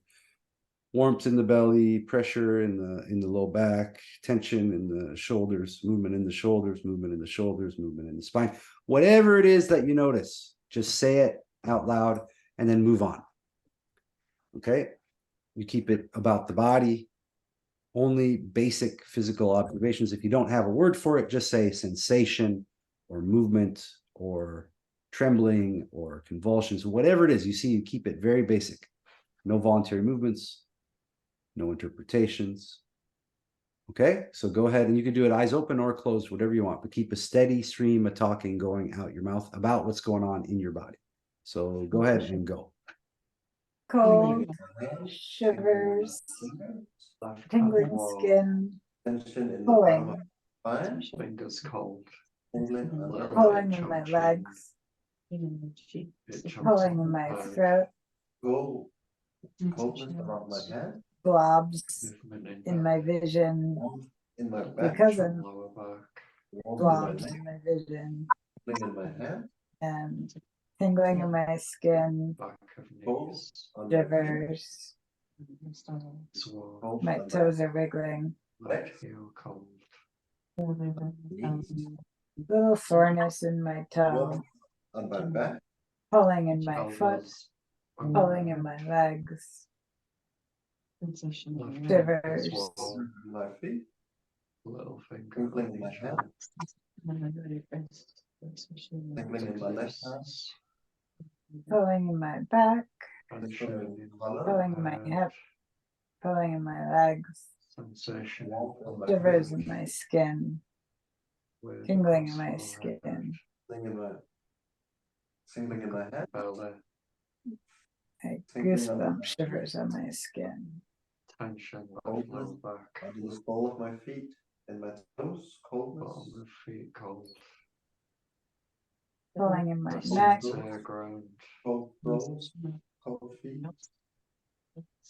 an urge to flee, Now that's interpretation. You see, that's interpretation. So that was already like hijacked by thoughts. So I'm glad it happened. So then you just go straight back to the body, not an urge to flee, but just say whatever you actually notice in the body. You see, the mind will try to hijack the process. So that's good that that I caught that and that you said that. okay, well, pulling in my throat, forehead warm, pulling in my In my back. thorax, tension, Coldness on in my my fingers. core, In my fingers. eyebrows on, Under the soles tugging. of my feet. Punishment in my hip. and pulse, shivers on my skin, Pain in the bottom of my spine. back tension on left hand side, Warmthness on my forehead. left glute pressed into ground, Warmthness in my face. Tingling in my leg. heat on top of thighs, movement in my toes, cold, soreness in my knuckles, relaxed, sensations in toes, tingling in Coldness toes, on my feet. Coldness in my toes. tightness in my jaw, Bottom of my spine. forearms heavy, My curved spine. pressing the ground,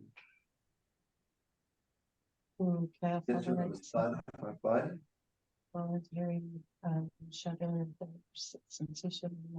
Tension in my shoulders. pressure in head, Up and shoulders. Warmthness pressure in my in back. head, Expansion of my fingers, breast, in my hand, and my voice. Warmth Happiness in my eyelids. warmth in my shoulders, warmth in my Sensation of my oh, Praxis pressed in. vibration of my chest as I'm saying split. Chest warm. Sensation in my right wrist. Rib cage Sensation expanded. sensation on the outside of my right leg. Sunken belly. Sensation on my ankle on the inside. Hunger in Sensation belly. not in my nose, belly, the other way. Back of knees relaxed.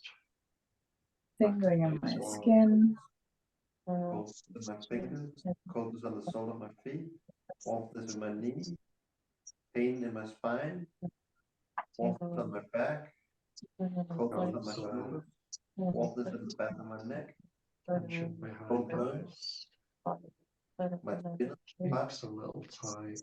my belly is chilly, Your my knees are cold, swallowing in throat. the thing between Wetness in the mouth. station in my feet, Let's try. cold It's sore, slightly cracked. It's cold. Left nostril slightly blocked. calmness in my body, Right nostril open. tension in my chest, Ears aware. between my ribs, I got tension, Sparkly lights in front of eyes. warmth Sparkly purple lights. Lips dry. Rib cage relaxed. cold my left and my right, Solar plexus slightly squashed. fingers are cold, my elbows are warm, Belly flat. Both Belly are hungry. cold, Elbows toes are cold, tension. My fingers are cold. my butt is warm, pain in my spine, Sneeze beginning.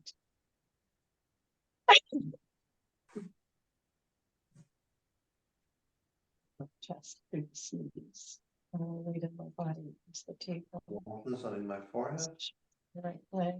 side of my face, I feel warm, I got warm ears, On the right my side. skin is cold, Oh, the back my of my neck is warm, Jaw tense. my elbows are cold, neck. the sole of my feet are cold, my toes, Movement in my hands and my feet. my knees, Tension in throat. Examination to go in the middle. tension in the bottom of my And spine, shivers along my skin. my Okay, and just say the last few things that come to your attention. Fuck. Describe the way of the body on the table.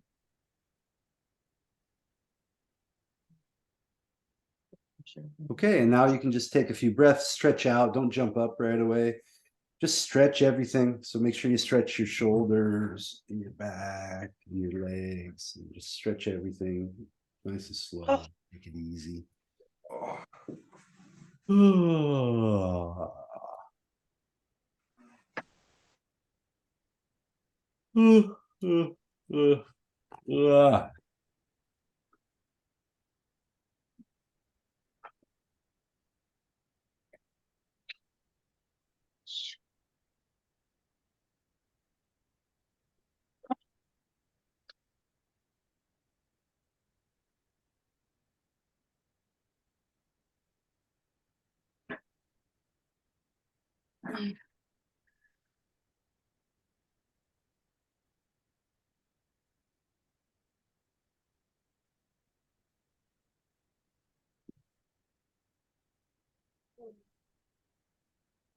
So how are you all doing now? Good. Yeah, I'm so glad I jumped on. Yeah. And you've been doing it now for quite a while. You've done the Deidre, so I'm glad you're here because I want we'll have you share maybe after everybody because I have some specific questions for you. So because yeah, I'll ask you those after in a moment. So that'll be cool. I'm glad you came. Thank you for coming. Yeah. Okay, so Thomas, if you have anything you want to say, you can say it. If not, then just make something up. No, I'm kidding. Well, Say it anyway. I am with the when we just laid here at the end. I really had a problem at the base of my spine because I'm pretty much skin and bones, but and that results in the back of my spine being right against the my floor. Oh, So okay, that- that's why I said use a mattress, you know? Yeah. Well, I have a small mat, but that's Okay, not- no, but generally, if we work together in the future, I'd have you use like a actual bed or mattress, because then we do things like punching and letting the head flop and everything. So you'd be much more comfortable when you. That was probably part of what was making it more difficult. It's difficult anyway, but even more so on the hard floor like that. Yeah. Yeah, but it was really relaxing and calming, laying there just voicing your sensations. Awesome. So this part of the exercise really liked, and the other one I really enjoyed as well. I just found it really difficult. Yeah. You should be, had in a way. like when you build it up in layers, it was then you had to restart because then you forgot a part. But it was good. I really enjoyed it. Awesome. Great. And how about you, Diana?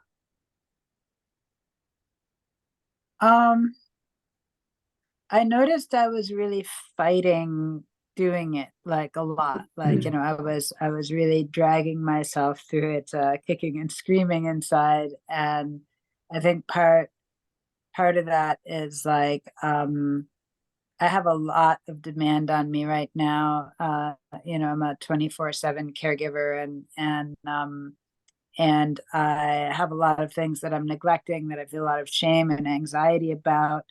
And then I'm exhausted all the time. So I'm always desperate to try to get a break or try to sleep. But taking a break or sleeping aren't really the things that nourish or that exercise the parasympathetic nervous system, and like there's like a whole part of my being that's being neglected even as I try to take a break or get sleep. Yeah.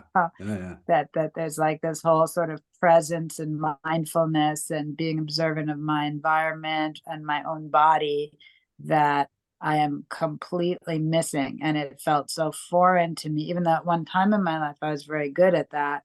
It felt so foreign to me now. I was just like fighting, being like, nope, this isn't safe. Like, I'm not doing this, but yeah. Well, it's interesting you say about the fighting. So it's not let's say it's not that the battle was not already happened. There's like 7 negatives in my sentence there. Let's start that again. Let's try that again. It's not okay. I did it again. Let's just wait a few minutes, see if it comes out in a better way, a more accurate way. I want to be precise. So that battle was already going on. That battle, that's like back to our regularly scheduled programming, it was already happening, and now you're being forced to be aware of it happening. Yeah, like interesting- I don't have time to be okay, or not even just to be okay. I don't have time. No, but like, hold on. Just I want to stop you with this because I get what's going on, and you know what's going on. We know what's going on. I'm sure everyone can at least empathize, if not sympathize. But what this work is first revealing is that you have this. Everyone has this war going on. It's just to greater or lesser degree, okay? And it's that we're making a lot of effort to resist and to stay upset and to fight against whatever our circumstances are. You're there, you're going to help your mom out, whatever it is. Okay, then you decided to be there. So there's nothing to fight about it anymore. You know what I mean? You just surrender to that and let go. And so the fight is not with the circumstances. That's the point. The fight is inside us, and we're tensing And we're not aware that we're doing it because it became normalized in society. It's not normal, but it became normalized. So we're squeezing all the time, but you can't see it. But you can see it, but some of them are super deep. But you're squeezing all the time, and it's out of awareness to stay upset, just clinging to all these things. Okay. And it's so foreign to relax that then it's like we run away from it. We try to like, no. If I let go, everything's going to fall apart. No, you're actually going to be more capable of doing things. Now there's more space. You can handle more intensity, more anxiety, but just do the stuff that's there to do and not make it a big deal to do the stuff. I noticed it was something simple like changing the cat litter box. And for the first while, I was like, oh man, all this resistance every time I went to do it. I was like making a huge effort. And then at one point I was like, what, this is like such a minimal thing. It's like, I'm just shoveling for like maybe 30 seconds, you know what I mean? Or 1 minute or 2 minutes total. Like what? No big deal. And so now it's just it's just like a non-issue. But before that, I was making a huge issue of it. Oh, I don't like this, you know. It's not the circumstances, it's not the tasks, you see. I spend more time and effort avoiding tasks than I do engaged in tasks. Yeah. And that, of course, that keeps me even busier and more exhausted. Yeah. So it's all like ridiculous. And we don't, not that you're ridiculous, you know, but the effort that we make is ridiculous. So, and and the mind can't stop us from doing it. The mind is powerless to stop that. And that's where I always go against psychiatry, psychology, new age, positive thinking, whatever. There are paradigm shifts. There are mindsets and worldviews that are going to be more empowering and coherent, but we can't even deal with that yet. You should not be trying to deal with that stuff until we get out of the hell of the mind first and know the difference between what's going on in the mind and what's going on in reality. Then we can start to do other things. We can start to look at the worldview that you have. Okay, how does it account for things? You know, then we can start to look at that. But first, we have to stop living in this hell of the mind, in this physical struggle. Then the real struggles will start to present themselves, like what's going on with death. You know, what's going on with the soul, if there is one, which I think there is. Then we can get to some real fear and real, you know what I mean?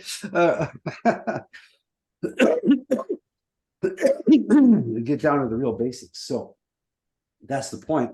Anyway, Rich, how about you? Yeah, I could relate to a lot of what you're saying with that. I think, yeah, my mind, I think the only problems in my life are the ones that my mind creates, which are many. But yeah, I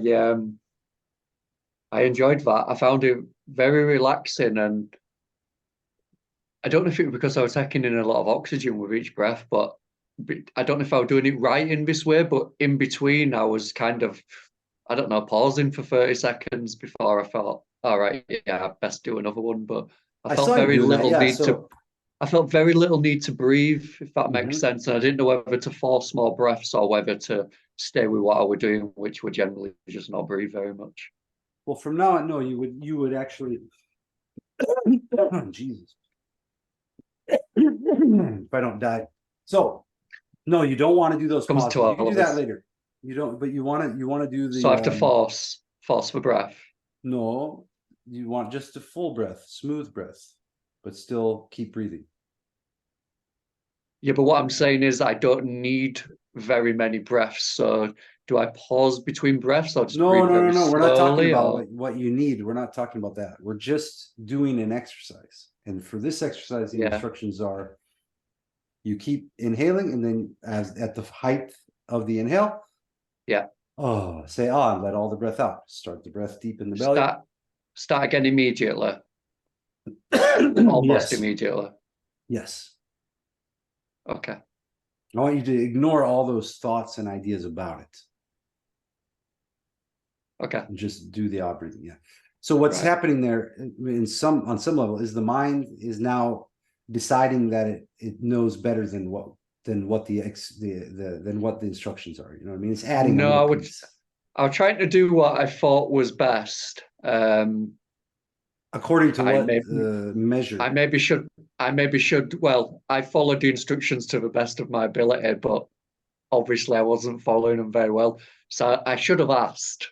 But I This is didn't yeah, ask, this is a so- beautiful, this is an important point because this happens to a lot of people. Diego Yeah. will remember one particular weekly session with Eric after he's been there for a year or more, Yeah. or something like this, and then suddenly he says, I heard him breathing weird or something, and I was like, "What are you doing, Eric?" And then he was like, "Oh, I was doing the breath through my nose or doing some other thing because Yeah. I'd read in this book that I would breathe this way." And then I was like, no, do it this way, Eric. And then he started doing it the regular way that we're doing it. And he was suddenly like blown away by what started happening in his body. Right. So what appeared to him to be the right way or the best way. And it's like, according to who or to what, but then, and I'm not chastising you, but if you feel like I am, that's okay too. Then that's okay. Then feel it, and go through it. But by doing it this specifically, the instructions are boiled down to be as simple and as obvious as possible. And Yeah. part of the undoing work is it will reveal how we're not so good at following basic instructions sometimes. Yeah, it seems that way. I'm also quite lazy, so if it's like, well, I don't Yeah. need to take another breath now, I won't bother then. But you're saying, obviously. But if to you not do extrapolate that logic all the way through, you could also you could follow that to suicide if you want. You could be like, actually, I mean, I don't need to ever make any more effort again. Right? Yeah, I don't think suicide's ever an answer, because I think that you probably just have to come back and rectify the mess you make. So that's not even a good lazy way out, I don't think. Yeah. Or worse, you can no longer repent. You're for like example. Patrick Swayze in Ghost, where you just seen a mess you made and you can't touch anything or do anything. So yeah. Yeah. I'm not pretty that much something lazy. like that. Yeah. So, okay, good. So I just wanted to make sure you weren't on the edge there. No, I'm kidding. So, No, I'm all good. one day it's 3 breaths per minute. The next day it's 2. Suddenly it's none, and then we never hear from you again. Kids are sad. Everybody, Yeah, So we don't anyway, need that. but no, for this, and there are some times when we'll do a session where you'll breathe faster than normal, not a lot faster, but a little faster than normal. See what happens with that, or a little slower than normal. Sometimes we'll do that. Sometimes we'll do count to 6 on the inhale and count to 3 on the exhale, but you want the same pace. So 1, 2, 3, 4, 5, 6 on the inhale, and then 1, 2, 3 on the exhale. For example, then we'll switch it. 3 on the inhale, 6 on the exhale. And then you'll catch yourself defeating that, because it'll be like, then you'll be breathing fast on you'll be breathing slower on the 6 and faster on the 3. No. It's meant to be the same pace of breathing, but accomplished over the count, for example. So there's a bunch of different ways to deal with these things. But also, if I'm working with someone privately and they are a super aggressive person, if they're like, okay, the people will make this loud sound, see the whole body tensing with the breathing, the jaw and everything. I'll make them do just the eyes open and close for 30 minutes straight. And then at some point, sometimes that sound will relax a little bit, they'll relax. But there's also people that are super timid or whatever. And I'm giving extreme examples now. But they'll be breathing slowly, and I'll tell them, okay, on the inhale, make some fists, bring up the arms, and punch down with a loud sound, like and they'll go like this. And I'm like, no, come on, punch down. And it'll take them like 20 repetitions till they finally go and sometimes they scream and start freaking out, which is a good sign, So other times people will get upset with me personally. They'll come, they'll pay for sessions, then they'll get mad at me. Garrett's making me do this exercise now. I feel stupid. And they get mad at me, and then they'll do something other than the exercise. And I'm like, that's great, because now it's revealing what the demon of rebellion actually does to you and how it works, So I just bring up all the examples because each person is different, you know what I mean? And we're all subject to all kinds of those temptations, and it's really difficult. And the worst of which is pride. For me, for everybody, the worst of which is pride. It sneaks in, and pride will come in. even if you followed all the instructions, amazing, you did a great session, everything was fine. Then the temptation will be like, oh, you did so good. What? Just let it go, you know? Just be there. What is that about? What is that voice? Where's that coming from? You know what I mean? We don't need any of that. Just notice it. It's hard to get over, but you just take it easy, you know? It takes effort it takes a lot of tension to do the pride thing. So, and it doesn't mean, you know, don't be happy with your work, but just keep, but you know, when you've gone off out of awareness into the head again. Okay, so how about you, Finn? I don't know if you did the whole session or what, so let me know. Okay, well, oh, there you are. Okay. Hi. No, I've been listening and jumping in when I have, you know, an uninterrupted moment, but I haven't been consistently doing anything from 3 o'clock. I've just been listening and attempting and watching. Okay. What do you mean uninterrupted? You actually had some circumstances Yeah, arise, you yeah, had to go? Okay, cool. Yeah, I'm at work right now, so Oh, okay, cool. So yeah, so you get the video. So then when you get the video, do the whole warm-ups in the session again. When you got time to yourself, you can lay down in the bed or whatever. So, and you're a champ for showing up while you're at work as well. You know, that's kind of an amazing thing. So I appreciate that. All right, so Deidre, Yes. why don't you share about your experience today? But then I want you to kind of let people know that about the cumulative effects, because for almost everyone, I think Rich had some. I think Rich, I gave you a session before, Yeah. a year ago or something like that. But just share, Deidre, about your experience today. And you've done all these exercises already, so it's not like any of this was new to you. But and yet, let's hear what your experience was today, and then share about how this accumulates over time. Okay. Any frustration, yeah, anything you want to share related to what I said too about the rebellion or any of this stuff. Yeah. Okay. Okay. Session today was perfect timing. My client canceled, and then your post came up, and it was like, boom, jump in. And then you're right. I got here like, in a hurry, and I gotta catch up, and I didn't even get face stretches in. And then just having that minute to be like, oh, okay, I'm never gonna catch up, so it's okay. I can just be right here, right now. Yeah, exactly. So that was perfect. So the effect now from the session, I'm so much more calm. My breathing is deeper. The paradoxical breathing still just kind of like grabs me every time, and I have to fight through my own agitation with it. So in doing in this being a beginner workshop, this was perfect for me to get to struggle with my own resistance to it.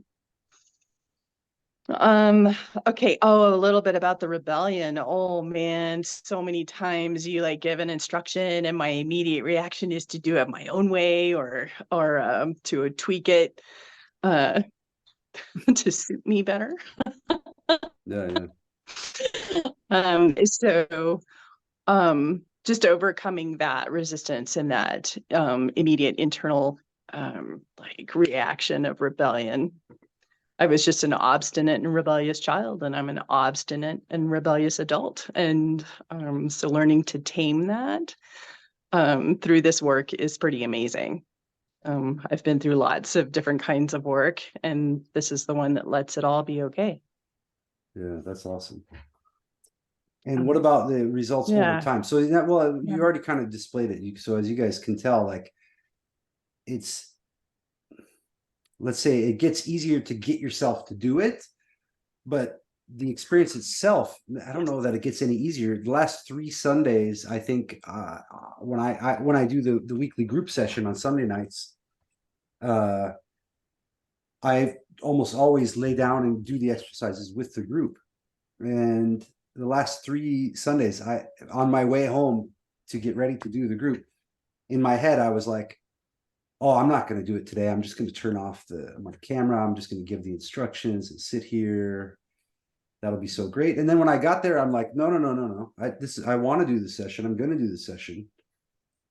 And my mind will be like, no, we can do it later. It's recorded. Just do one later this week. That'll be great. And then I'm like, no, I'm going to do it right now. So that still goes on for me. Not always. A lot of times I really enjoy just laying down and doing the session, but sometimes I'm like, oh man, I don't want to do this. But then as soon as I start, it's fine. Yeah. No problem.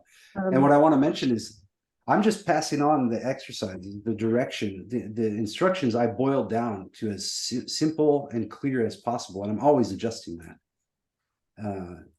Because what's clear for one person is unclear for another. So I always have to, with this work, you have to make mistakes.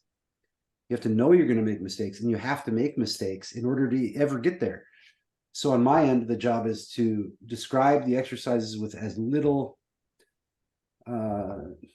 variation and with as simple and basic of wording as possible, and to mention over and over the possible mistakes you can make, and then to notice when you make those mistakes and point them out. And then when you so that when you do them on your own, every time you can go through that process for yourself. Did I really follow the instructions? Am I breathing in my belly and chest while I'm doing the face stretching? Am I twisting and moving everything? Am I going slow? Oh man, I was going fast. Okay, slow down. Over and over and over. So when I'm giving the exercises to you, then you have to follow along. That could trigger the demon, the rebellion, that can trigger all kinds of different stuff. And then if I point out a mistake, that'll trigger things from school and from who knows what. But because you're interacting with me, you know I'm not putting myself above you. I don't claim to have some special powers or knowledge. You know what I mean? I don't have any more than a mechanic is claiming to have special powers or knowledge, even though he has some experience working on the car.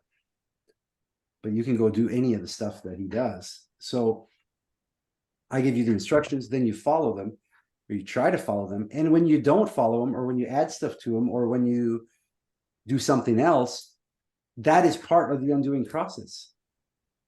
You're exposed now to this aspect of yourself, to this tendency, let's call it.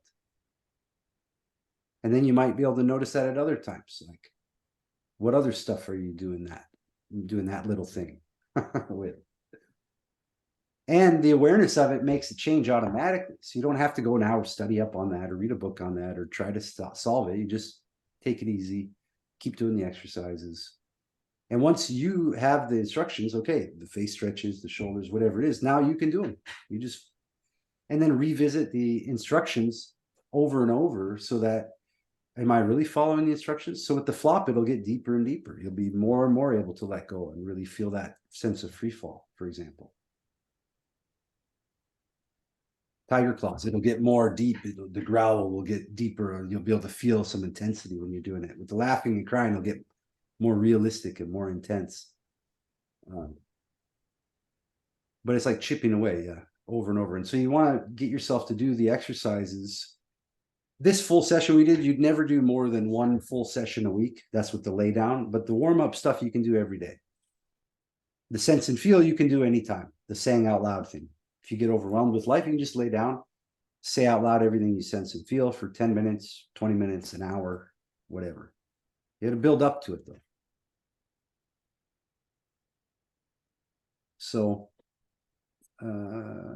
any questions?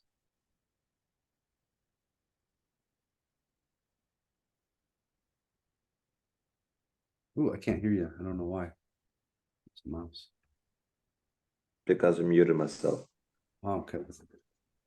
I was just wondering if you're gonna upload this to the group, Yeah. like on Facebook. Yeah, I'll create a. It said something about the chat here. It was like. Oh, cool. So yeah, now, okay, I changed it. That's good. So we have a continuous meeting chat. Hopefully that exists after let me see. Yeah, it looks like we'll actually be able to advance permissions.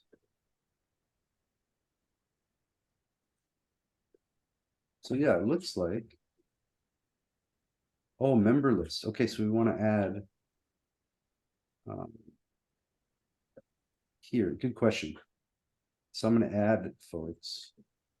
Oh, I wonder if I can add people that are on the call. Oh, maybe I can't. Ah, external users can be added. Okay. Okay, I'll have to figure this out, but there I will be able to add you guys to the group, to the chat group on the where it won't get deleted as soon as you hang up. It'll be there in the regular Zoom chats. I can add Deidre to it, but I don't know if I can add you guys because you have to add me as a contact in Zoom. But if not, Okay. I'll send it on the. Yeah, you can add me as a contact in Zoom. I'm not sure how you do that during the meeting, but maybe it's possible. Yeah, I'm looking to see. Let's see. Thomas is there. Yeah, no, so it's not. It's let's see if I can add you guys. Anyway, I'll figure it out somehow. All right. Awesome. It was just if I wanted to redo the exercises that I could get your guidance again. Yeah, and we can also so yeah, anyway, yeah, you'll be able to use the video and then because obviously I can't post it now, I have to upload it. But yeah, and I posted links, so I posted links as well. So there's some of the trainings if you like to work alone, you know. I posted links to the training site where there's a few different courses. And I posted a link to the intensives, the 28-day intensive thing, at a more of a discount than it is on the site right now. And then we have weekly group sessions. Deirdre's on the weekly group sessions, and she did the intensives Yes. before. And the weekly groups, like I said, on Sunday nights. So if that's something you're interested in, it costs money. You can pay that there. If you absolutely can't pay what it is, the rate that's $300 a month, but you want to do it and you're really committed to it, then you let me know and I'll figure out something, or we come up with a trade or whatever. I have some work I could have people do, or we just figure it out. But if somebody's earnest and wants to do it, okay. But if you can afford it, then that's the price. That's how much it is. And there's like I said, the 28-day intensive. So you guys can ask me if you have any questions about that. Let me know.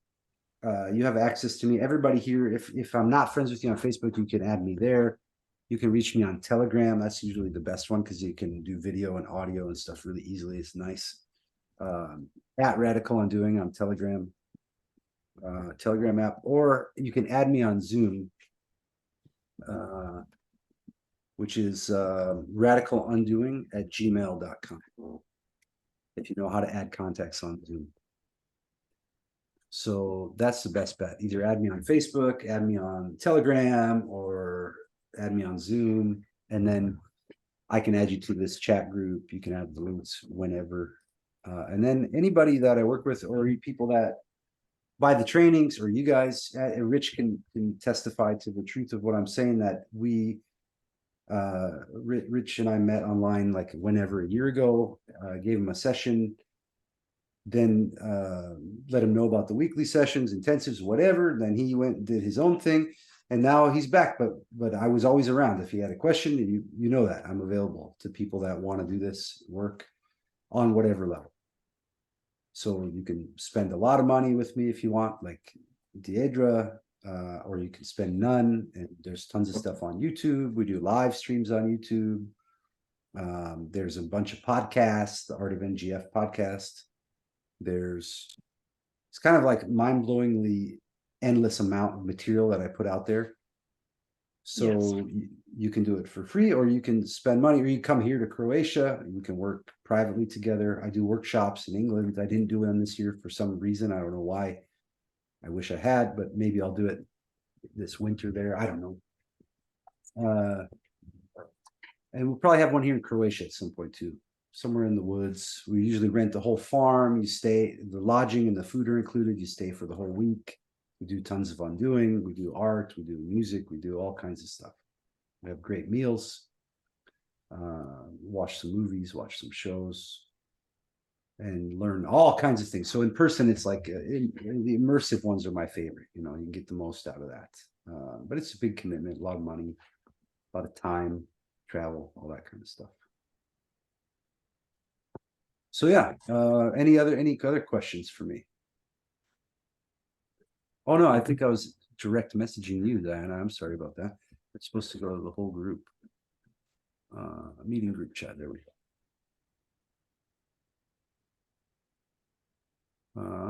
For all of those, just to you? Yeah. Hold on. Oh, they were all Just no, to that you, was Diana. geez, yeah.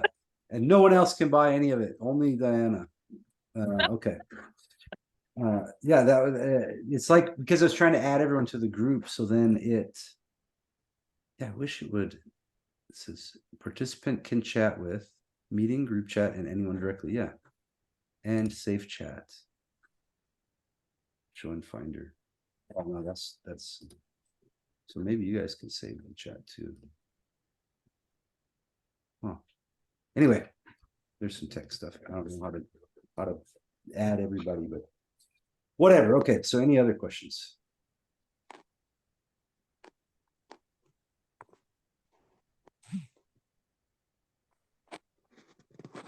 Like I said before, you can use the face, shoulders, flops, the worry walk, the alternate laugh and cry, the tiger claws. But if you're gonna do anything, at least do the face, shoulders, and flops every single day.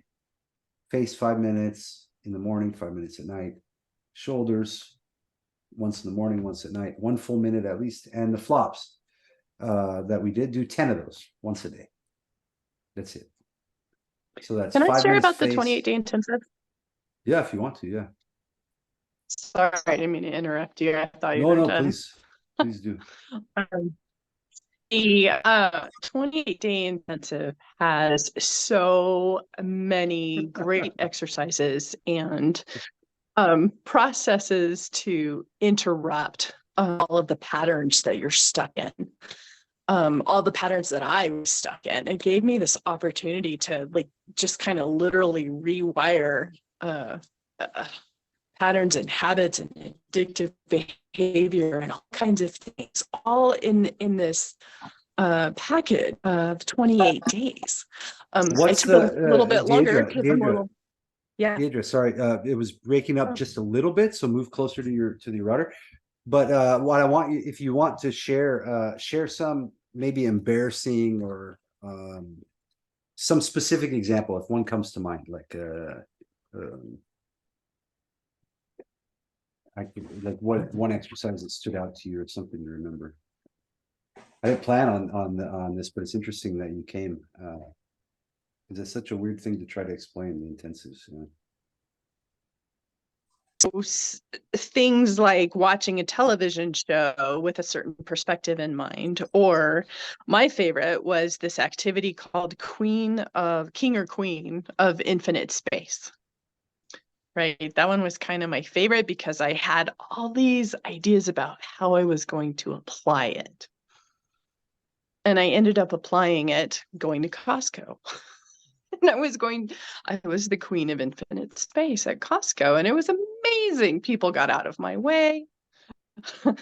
I was able to pull right up to the conveyor belt on my way out. I don't know, it was just a fun interrupt to a normally mundane patterned activity and changed everything about it. That's so awesome. Yeah. That's what I got. That's one of them. Yeah. I could go through my notes and yeah, but that 28-day intensive is fabulous. I highly recommend it. Yeah, it can be kind of difficult too, but I think it's really good. People have a lot of fun with it. Oh, my whole life fell apart during the 28-day intensive. Yeah, it was difficult. Yeah, that's what I was looking for. More of the because it's like actually super awesome once you're done with it. But sometimes during it, I think it could be pretty. It could be. I tried to make it easier. Yeah. I tried to make it easier than it was when I went through that stuff. But for me, it was like more drawn out over over many years, like hitchhiking and learning and doing, and my relationships fell apart. All kinds of things fell apart. A lot of them Yeah. improved. A lot of things got better too. But yeah, Yeah, a lot of Tried things to- fell apart and a lot of things have gotten better. Absolutely. yeah, Yeah. that's cool. That's a nice thing. All right. Anyway, thank you for sharing that stuff. Any other questions about any of the exercises today, or your feelings, your experience, or about I can give you correct answers about world politics, whatever else. Yeah. I've never had this much tingling in my hands and my arms and my legs. I've never had this tingling sensation as I had there, this intense. Oh, awesome. Yeah. And it sometimes happens, sometimes it'll be more intense, sometimes it's less intense. It's kind of a toss-up, but yeah, especially in the beginning, it's pretty common, and it's I'll still have it happen, but never quite as much as the first time that I did it, because you're really breaking apart that huge amount of tension on that first session, and then over time it gets looser and looser. Yeah. Yeah, okay, all right. It's nice though.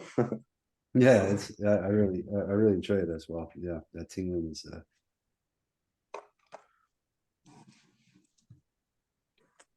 Mm. What about you, Diana?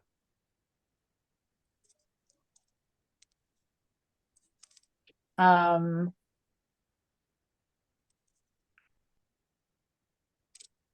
I don't know. I guess I'm still just sort of processing. I don't Good. know. I don't know quite yet. Yeah, that's fine. And a lot of stuff, you could have super intense dreams tonight. Maybe not. But tonight, get some sleep, everybody. And a lot of, like I said, we disturbed homeostasis now. So then tonight when you sleep, your body and your brain are gonna like remap themselves at a little bit less tension. So stuff that you let go of might happen in the dreams, whatever. But when you wake up in the morning, do the face, do the shoulders, and see how things look for the next few days. You might find things are a little different. All right, thank But you. thank you as well. Yeah, it's great. Everybody's kind of bold for just showing up and jumping on one of these. I forget sometimes, but because I've been on video for so long now, but I know it can be a really intense thing to show up at all, and then to show up for a group and to start doing this weird movements and breathing and stuff.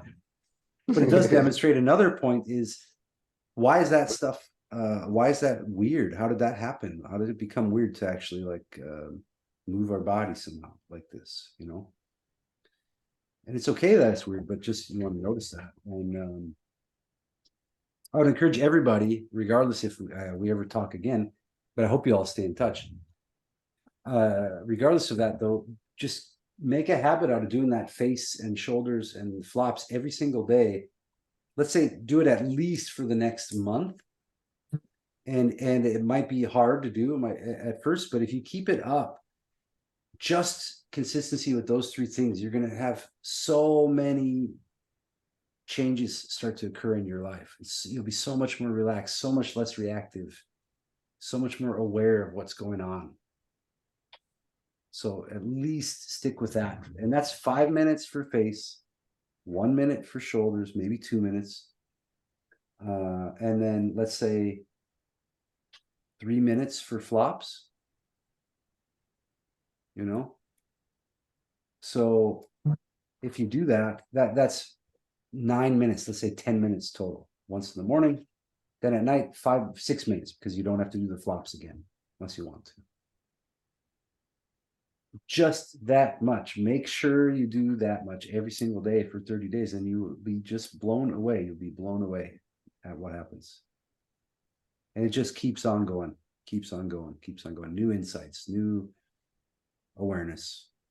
And nothing magical, but I used to call it magical, or I would call it mutant training, because this awareness and presence just dissolves through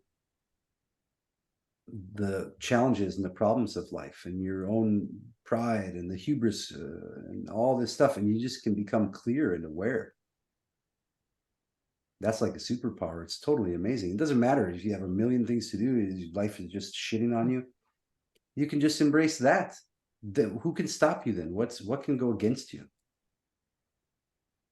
Oh, look at all this stuff. I'm going to do all this stuff. I'm not going to do all this stuff. Let it collapse around me. Okay, then what happens? You know, embrace that. You see what I mean? Like, who can what can anyone do to you then? You could be put in prison. There could be an apocalypse. Okay. Oh wow, there's people shooting. All right, let's run or let's not run. Let's whatever. You see what I mean? Like a true Stoic. Yeah, or I would say like an Orthodox Christian, you know, but that's me. It's fascinating. What's that? I had better go clean everybody and feed everybody because that's what I do. Have a good evening. Yeah, thank you for coming. And like I said, find me on the services, whatever. I'll send you the video. I did I requested your the email address you gave me on the Zoom contact. So I think if you look at your Zoom, awesome. do the request. Okay, thank you. Cool. All right, see you. Enjoy. Hey, Thanks for I can't leave. See, you're stuck forever. This is eternity. that. Okay. Okay, so yeah, I guess I'm gonna get going here too. It's getting late. No, it's already 10:30 p.m. Anyway, so everybody else add me on there. So you just look at your contacts on Zoom, on the regular Zoom, on the app or whatever, and there's this thing that says contacts or contacts, and then you do plus and do radical undoing at Gmail. You can add me there, and then I can add people into this group chat as well. That's kind of a cool function. And you'll get the video. And then if you have further questions or you want to share experiences happen over the next couple of days, fine, that's great. If you want to connect with each other, you're welcome to do so as well. Thanks, Garrett. This was great. Thank you. I better run too. I'm going late night cinema with my teenage son. Awesome. What a Should be movie. fun. The Creator, I think it's called. It's the AI one that's just come out. So it looks interesting. Oh, I never heard of that. Interesting. We'll have fun with that. Yeah, Hope to see you again soon. And then Thomas as well, add me somewhere on the Zoom contacts so you can get the video too. I will. I definitely will. It's been a pleasure. Really. Yeah, man. Really nice to meet you. Yeah. Likewise. Take care now. All right. Have fun, Rich. Yeah, nice to meet you, man. And keep in touch. Let me know how it goes. And yeah, if you want to jump on any of the trainings or the weekly sessions, we meet up, like I said, live every week. Deedra's there, a few other folks. Just let me know. We'll follow the links, you know, either way. It's a bit outside my budget at the moment, but I personally will. I like this kind of experience. I would gladly pay money for it, and I'll gladly save up so I can get that kind of experience. So you'll hear from me. Yeah, man, and keep in touch anyway. Like I said, now just start with like the podcast. It's called Art of NGF. It's on Spotify or on whatever podcast sites. And one sec. yeah, no worries, man. I'm gonna stop the recording here.